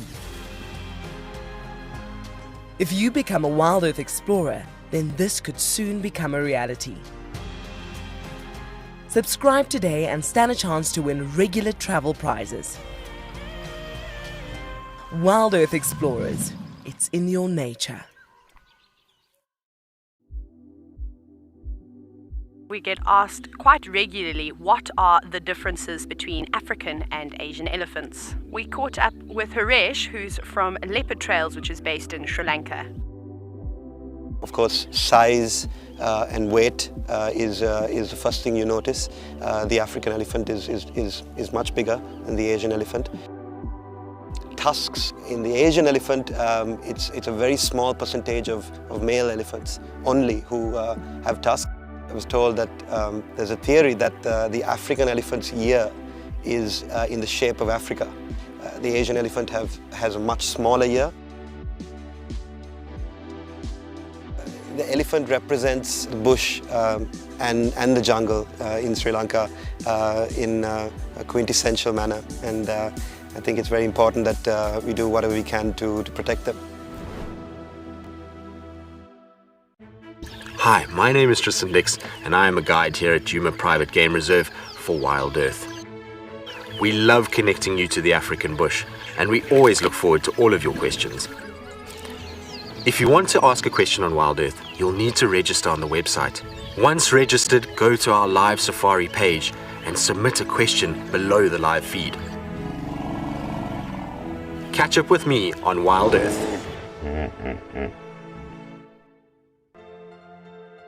The croc is still holding another one there. It's holding from the hindquarters. I would really want. The wildebeest cross is trying. The croc is holding the tail. It's holding tight. Oh no. Goodness me. Lucky, lucky wildebeest. You have another day to live. Expect the unexpected here on Wild Earth daily.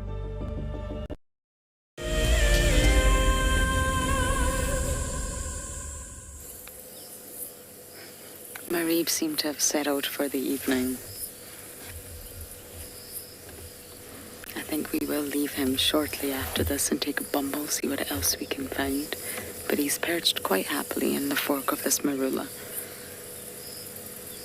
And going back to the diet, I was asked if he's going to hunt again to feed. Obviously, he's a young male, but on average, leopards require between about 1.5 to 5 kilograms of food per day, or meat per day, to be specific, depending on their sex and their size, of course. Now, Mareeb's is a lot smaller than an adult male, and this is to maintain their body mass. So sort of, on average, say, the statistic is that they kill between around about sort of 50 kills in the Kruger area per year. So if you think about that, that's just about one a week, give or take. But I think that's a little too low, because when they make a kill, killing can be anything, of course, from a squirrel or an impala. A kill's a kill. So I think that figure is quite low, but that's a figure that they do give for the Kruger. So they do need they have a requirement in order to ensure that they stay in the surplus of their energy budget and not go into deficit.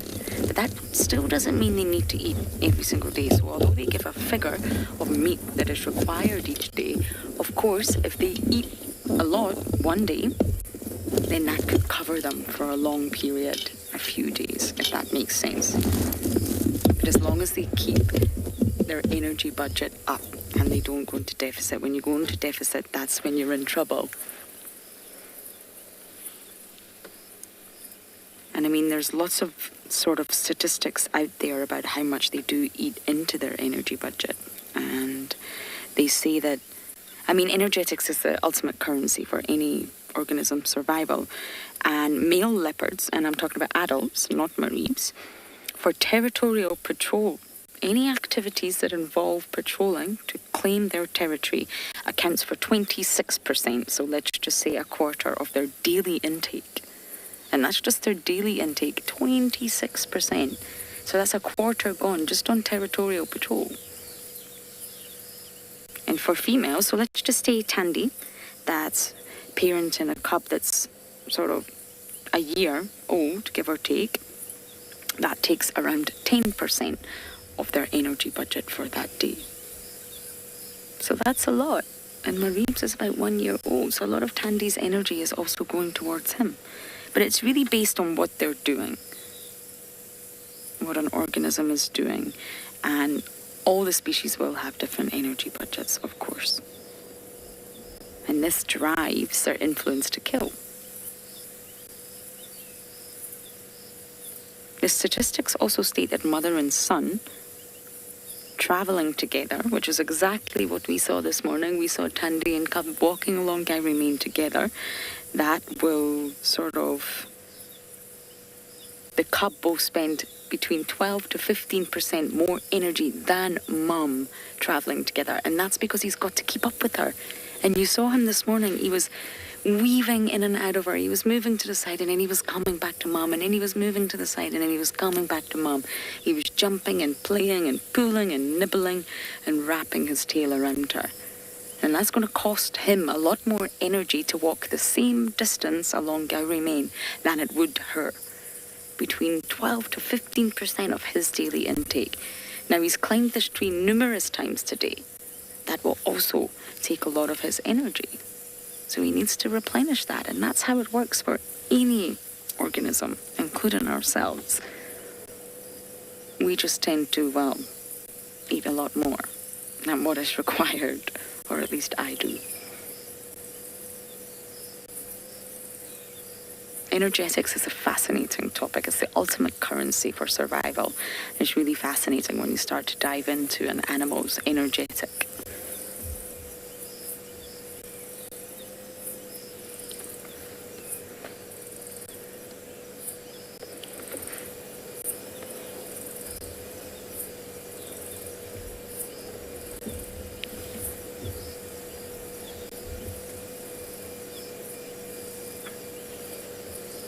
And when you really want to know more about an animal, I've been teaching you... Oh my goodness, I think I've forgotten my riddle. Oh, you have. Naughty, naughty. Okay, I'm going to read it out, and I'll read it all in one for you. I've been giving you riddles. Let's see if you can get this one. What organism am I today? Okay, here we go. The phylum I belong to is famous for their visible spines. And my close relatives are famous stars. I hope you're all working on this as I go. I don't really look like an animal, and I breathe through my anus, but at least I eat through my mouth.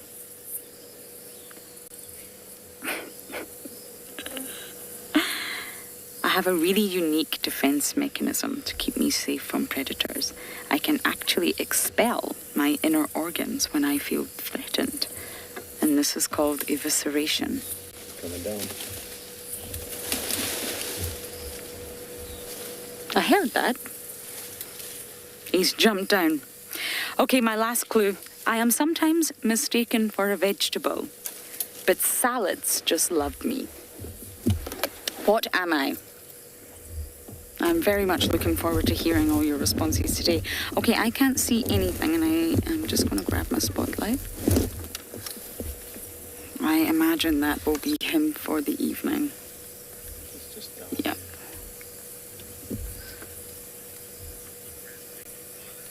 Okay, I can see him on the ground, but we are going to let him be now because it's evening. And of course, I don't want to chase him in the dark. So I look forward to hearing your answers. And for now, we're going to send you to Ngala.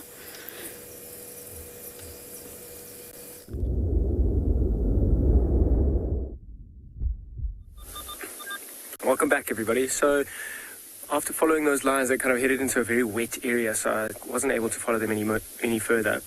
But as we're kind of leaving, and it's obviously getting quite dark, what we found here is a Verreaux's eagle owl at the top of this dead tree, and it's a beautiful scene with the sun kind of in the background there. This owl just perched at the top of its tree, and look at it turning its head towards us here, and those tufts on top of its head. I mean, okay, so we're going to just quickly switch to infrared, see if we can see it a bit better. It would have just been a silhouette. So now have a look at those tufts on top of its head. Those do look like what they are. Sorry, they do look like ears, but they aren't in fact ears. They're actually just a communication, and it's just a form of what they look like. They often use them to communicate with one another, and just how they look. Their ears are actually on the sides of their head, and their ears are also kind of disproportionate to one another. They're not symmetrical on either side of their head, and they use those ears at different distances or slightly apart to kind of pick up on slight differentiations in sound. I mean, at the top of that perch, this bird very likely would have spent the whole day in the cover of quite a thick, dense tree to try and avoid all sorts of other birds during the day. It's quite a ferocious predator, this bird. It's feeding on all sorts of birds, even up to flamingo sizes, small monkeys, hares. So now it's kind of waking up, starting to look for food. Interesting to see if we hear it call. It's got this beautiful low call.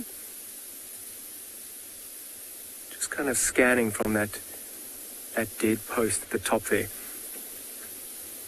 I mean, this is now its domain. You see how it's turning its head? We were chatting about their ears just behind their eyes, kind of being at separate distances apart, being able to pick up on the smallest kind of, one ear will hear something, and that slight fraction earlier or later to the other ear will be able to give it the depth perception to understand exactly how far something is that it's listening to in the grass that it might not be able to necessarily see just yet.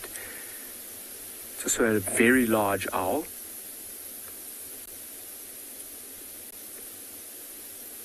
Quite a beautiful scene. I mean, at the top of this dead tree, the sun's kind of just set. The moon, as we were talking about, the moon's only going to come up in the next couple of hours. And so Odie's just going to switch back to color quickly. Let's see what it looks like. It'll just be a silhouette in the background there. It really is stunning. This crazy bird of prey at the top of this dead tree. I mean, I wish I could give you kind of perspective as to how big this bird is. It was very obvious driving. The silhouette, as I'm sure you can see very clearly here, stands out incredibly. It's very dark now as well, but it's got these most beautiful eyelids. It's got these pink eyelids if it closes its eyes, these black rings on the side of its face as well, which are the distinguishing features. See how it's constantly turning its head, looking around, listening. Switching back to infrared quickly. It's actually incredibly still this evening. Stopping and listening.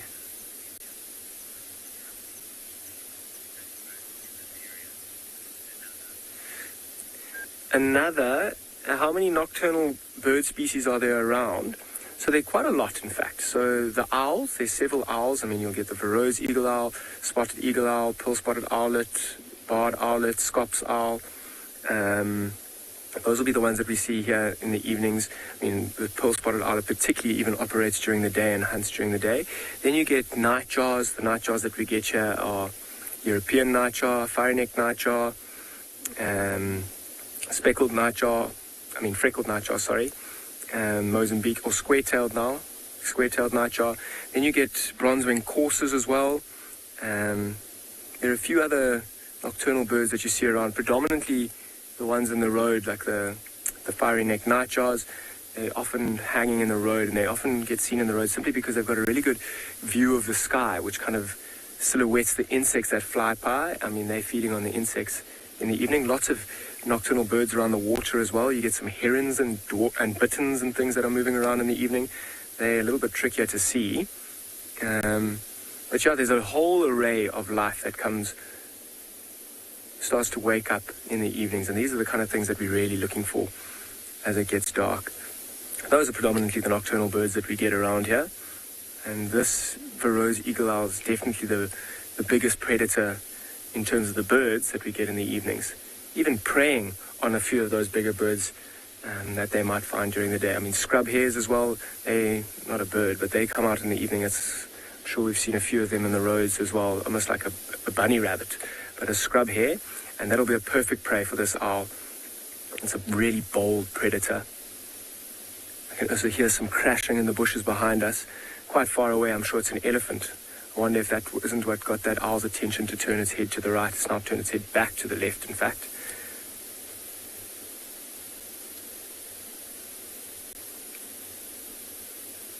Quite amazing to just watch it. And I mean, it's super chilled, in fact. It hasn't even really bothered about us at all. It is, in fact, facing the opposite way as well. Kind of looking towards that sky. Let's see if it can't pick up on anything moving in the grass, maybe a small rodent. It's amazing. This evening, I haven't even heard another bird calling. You often hear those fire-neck nightjars, which are very vocal. I'm going to keep my ears out. Maybe there's some lions that are roaring. I'm right on the eastern boundary as well. Try and see if we can't see some, maybe a different pride that's coming in or pushing one of these prides that are coming in a little bit further west. I'm going to send you over to Andrew while I keep driving and seeing what else we can find this evening.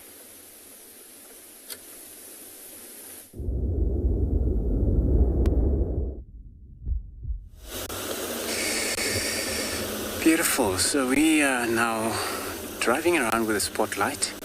Oh, looks like on the road we got a bird over here.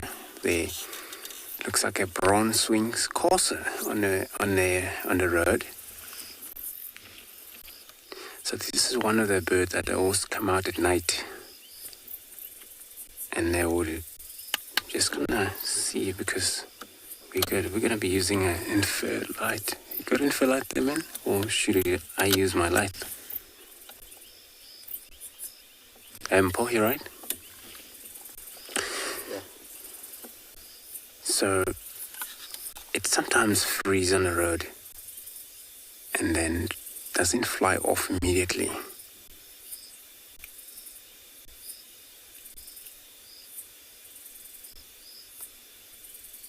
But it waits for any possible of flies fly across the road and catch it and feed on it.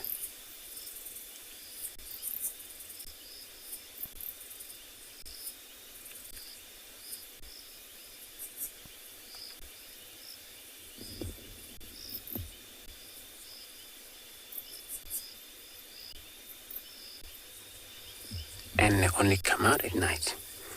In the day you find them, they're not really active at all. They will be well hidden in one of the covered area, hide for the darkness to take place until they move around again. Can fly as well.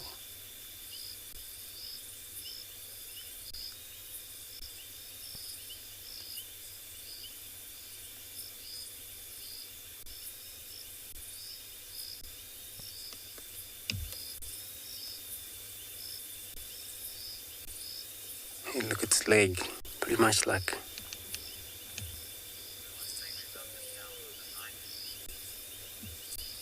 causes a beautiful sound overnight. Let's take a moment of silence just to listen around us.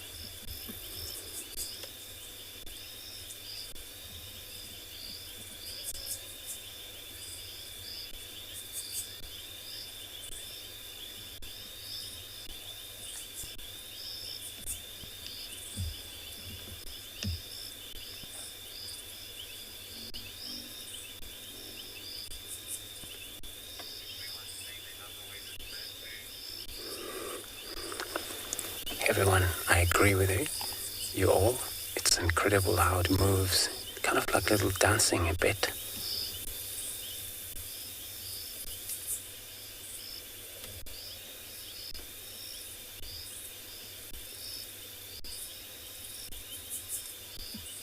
Oops.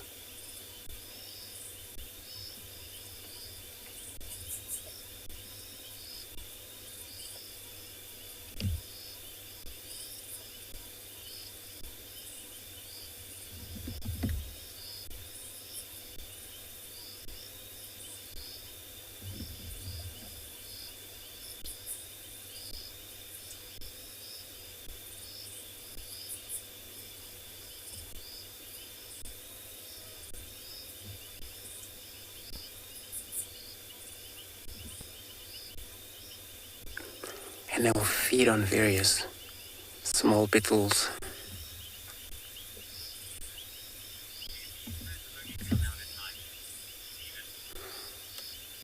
Stephen, you're asking if this bird only come out at night.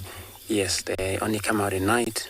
You do disturb them just sometimes during the day if you move around too much in the bush, but they tend to not to fly immediately. They are one of the birds that is sometimes a live light.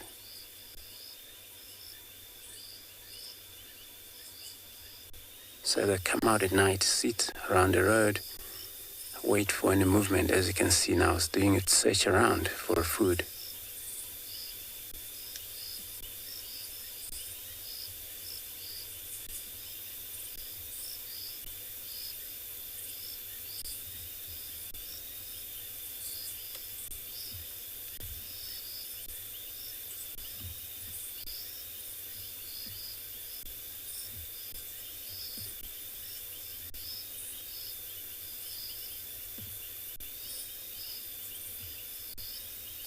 When you look at them, you would mistake them to the lapwing, but they are bronze wings corsair, their name. There's also another corsairs which you must see them in the day, called Birchall's corsairs, those ones.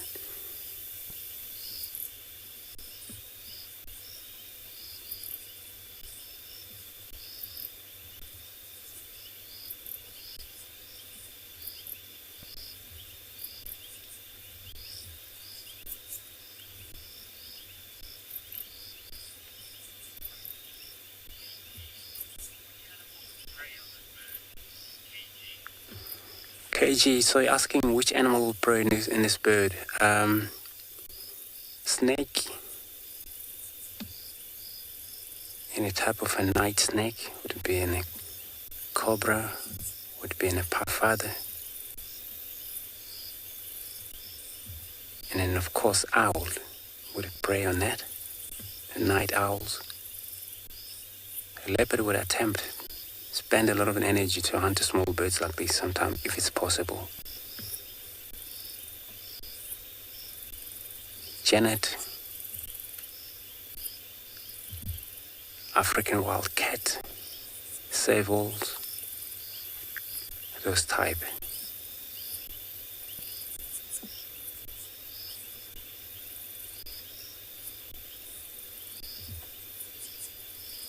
So it's quite a lot of enemy for that bird.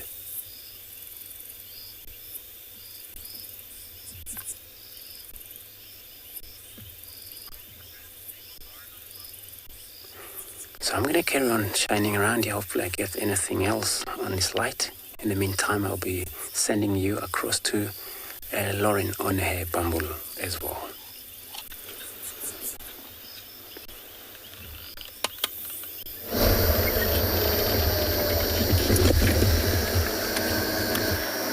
Sorry, I was just looking at a little insect there. We have left Maribes, and we're just bumbling in the nighttime. Now that I have a spotlight, it's stolen from Michelle. Don't tell him. Don't think he knows, but he will now, I guess. And well done, everybody. James Richard, Gaynor, Joy, William, and Jarrett and FC actually got it right, which means it was not difficult enough. I need to make these riddles far more difficult. But I'm only... It was a sea cucumber. Bizarre looking animals. If you've never seen one, please Google it. You will laugh and you will understand why I'm telling you to Google it. They look truly like a cucumber that's come out of the sea. They are in the phylum Echinoderm or Echinodermata. They're related very closely to starfish, sea urchins, and sand dollars. You see that sort of 5 in the spine. I didn't want to say that. I thought that would be too easy. And they do breathe through their bottom.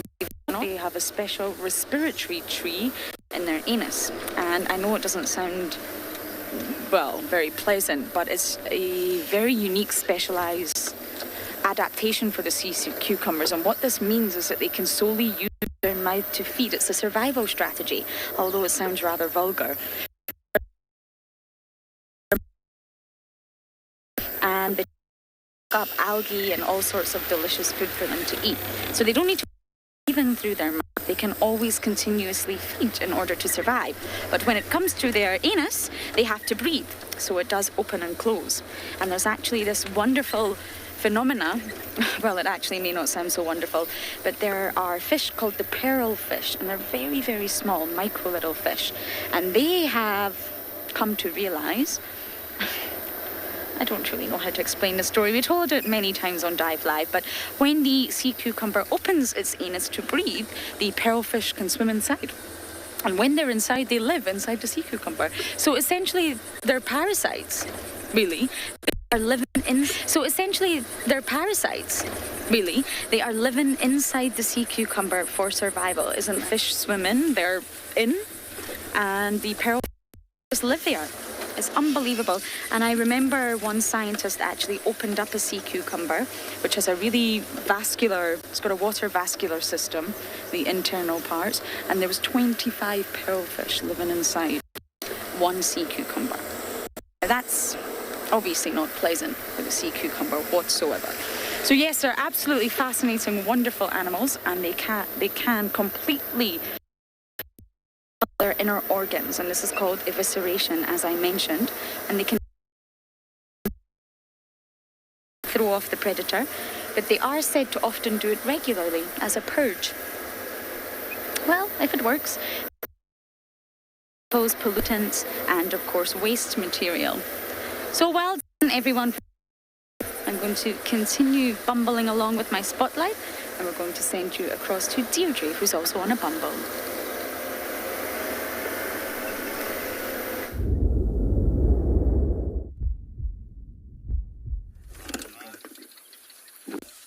Welcome back to Tswalu. We're just trying to see, there's a jackal, was eating something, but he's just hopped behind the bush. I'm just trying to see which way he goes round. For BK, I think it's going to be better if we go forward, but he was busy snacking on something, but it looked like something relatively small, so possibly a rodent or a small bird. Maybe this next open clearing. Often if there's one jackal, there's more than one. So we can see if we can find... There he is, there to the back. Those taller trees, BK, to the bottom left of the taller trees there. Got him. Oh, he's hopping. Oh, shame. He seems to have a little bit of an injury. And that's him gone. Well, that was a brief glimpse of a black-backed jackal. So that's... Now, as we go into our nocturnal time, the sun has also gone down here. We do expect to find potentially more and more animals like that. So we start looking for spring hare, porcupine, brown hyena, genets, any of those nocturnal animals. But we're just going to be silent for a minute, and you can actually hear the barking geckos. We'll put the ambient mic up, and then you can hear the little geckos.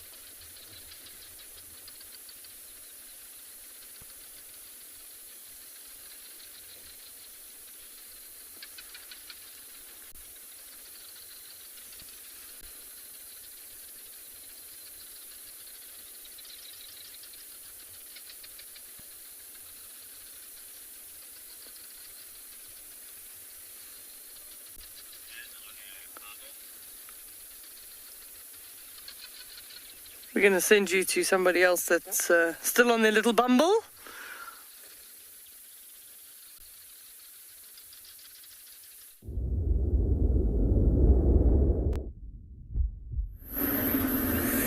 Welcome back, everybody. So I've kind of left the eastern boundary now. I haven't heard anything. It's been an incredibly still evening, in fact. Not many birds calling. Went past the watering hole, there were lots of frogs that were calling, but very still. Not much wind, no lions.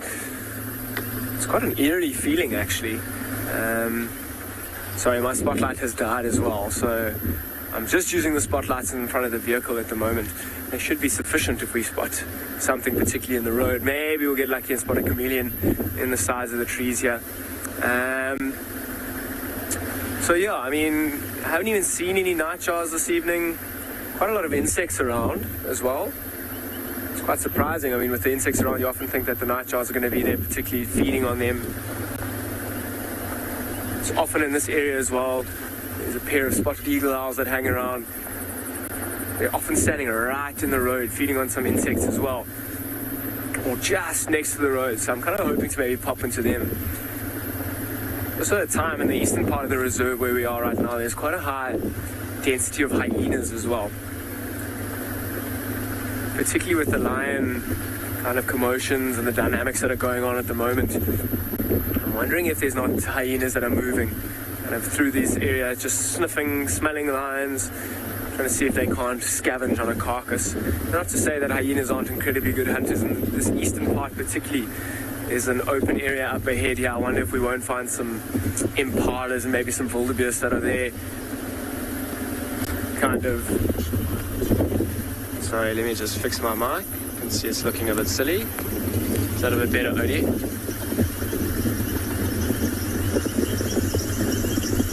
Have I ever seen a hunt at night? The answer to your question is yes, from all sorts of things, from owls taking down small rodents, snakes in the road, also nocturnal, but we were mentioning like those lions earlier that we were with. So during the day they were kind of sleeping and taking their time to kind of rest in the heat of the day, and as it started to cool down and get dark, they got up and moved around, and they are on the hunt when they're doing that. Even if they're like kind of moving from point A to point B, if they come across an opportunity, they will take it. So lions, I've seen them hunting in the evenings. They use the darkness to their advantage. Leopards as well, I've seen them hunting smaller things, even some birds they might take down in the evenings. Hyenas as well. Your diurnal predators like your wild dogs and cheetah will occasionally hunt in the evening, but they'll very likely do so on a full moon when they've got the advantage of being able to see what's around them. So yes, we have seen lots of hunts in the evening, even from smaller things. If you go to a watering hole, you can see some birds kind of fishing and looking for frogs. Frogs are particularly active in the evenings. Frogs hunting insects as well. Snakes hunting small rodents. So yes, nighttime is full of activity. It's obviously a little bit trickier for us to see what's going on. We do have spotlights and that, but when it comes down to the end of the hunt, if you've got a spotlight, you try and actually take it off. You want to try and be as neutral as you can. You don't want to give any animal any kind of an advantage or disadvantage any animal for that matter. So you'll see particularly the diurnal animals, they've got incredibly sensitive eyes to the light. Oh, there's a scrub hare.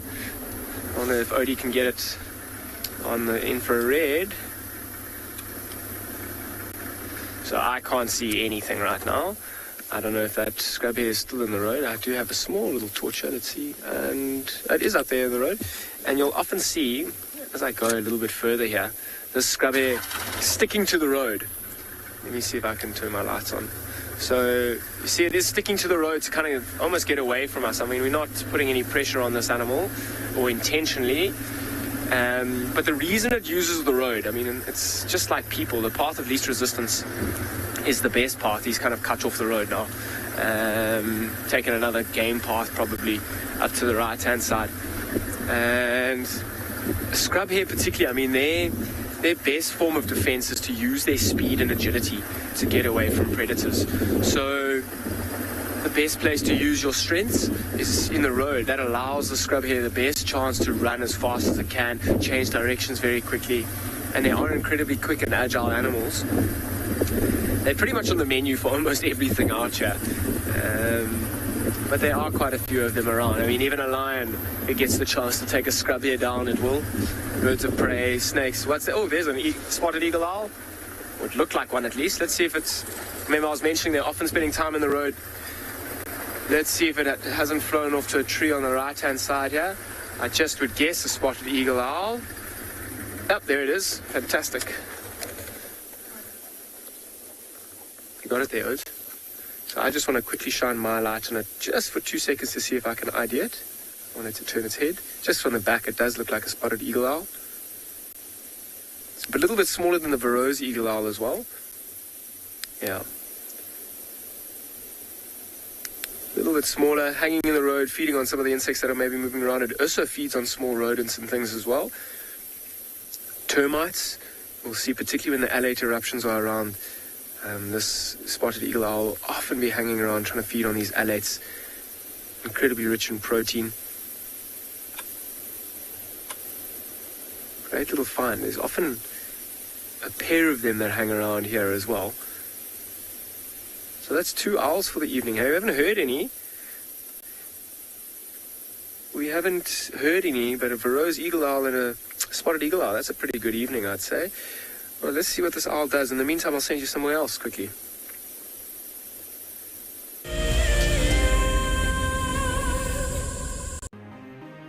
It's the month of March and Wild Earth is offering you the chance to win a brand new prize. Sign up to be a Wild Earth Explorer and you could win a 5-day eco-training ranger experience for 2.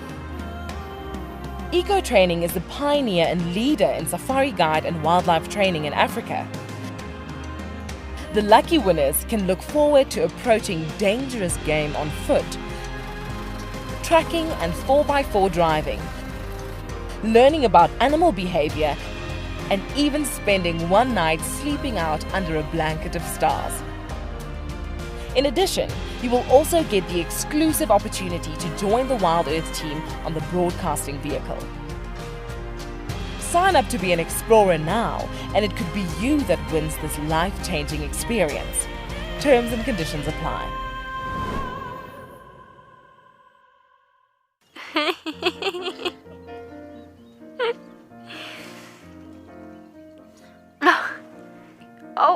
Oh, what are you doing? Are you trying out for the ballet?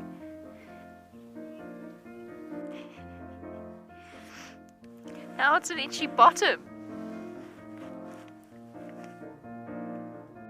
Up we get. Mom's coming. Everybody's moving off. I'm Nikki here at Ambion Ngala in South Africa. I love getting questions from viewers about all the small things within the environment and how it all is integrated with one another. If you want to ask me any questions, please simply register with the Wild Earth website, head across to the Live Safari page and then post your questions there. I'm looking forward to chatting to you on my next Wild Earth drive.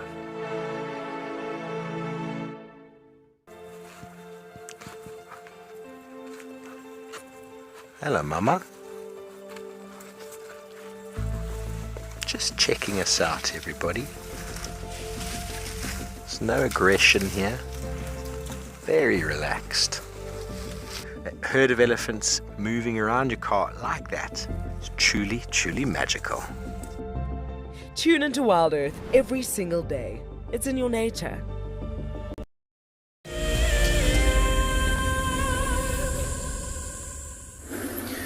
Okay, welcome back everybody. So unfortunately our spotted eagle owl seemed to fly away, and because of the darkness we didn't get to see exactly where he went.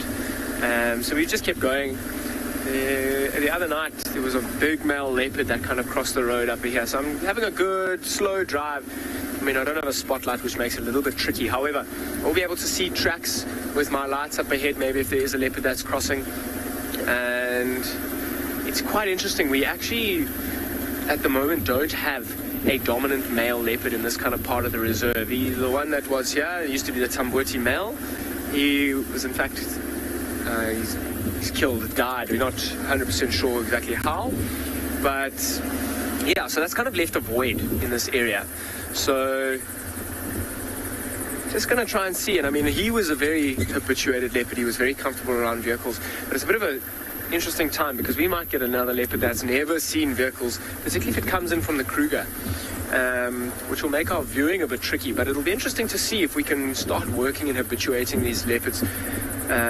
Particularly, you'll see the females, once they become or come into heat again, they're going to actively start looking and searching for male leopards to mate with, and they'll call constantly, scent mark, and that's what the males will be looking for. They'll be listening out for this as well.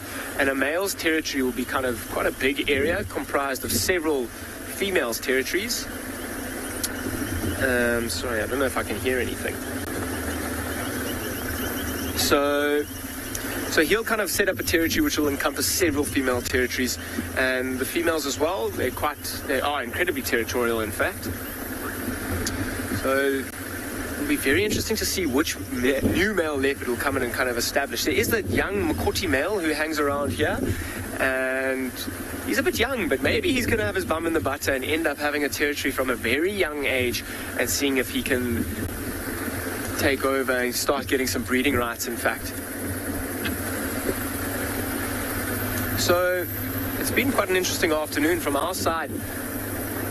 Some beautiful lions, a couple of members of the Birmingham Pride, this new pride of lions, which I'm very interested to go and try and do some research and find out what they were, which lions they were. I know there were a couple of leopards at Juma, with Lauren this afternoon. Damon had a few rhinos as well, which was fantastic to see. So yeah, it's been a lovely afternoon, my first afternoon back. It's always good to be back in the seat, and yeah, to chat to all of you guys and show you around. Looking really forward to showing you guys around Ngala for the next couple of days as well. It's good to be back for Ngala. We had a couple of days out. Beautiful still evening. I wonder what the conditions are going to be like tomorrow.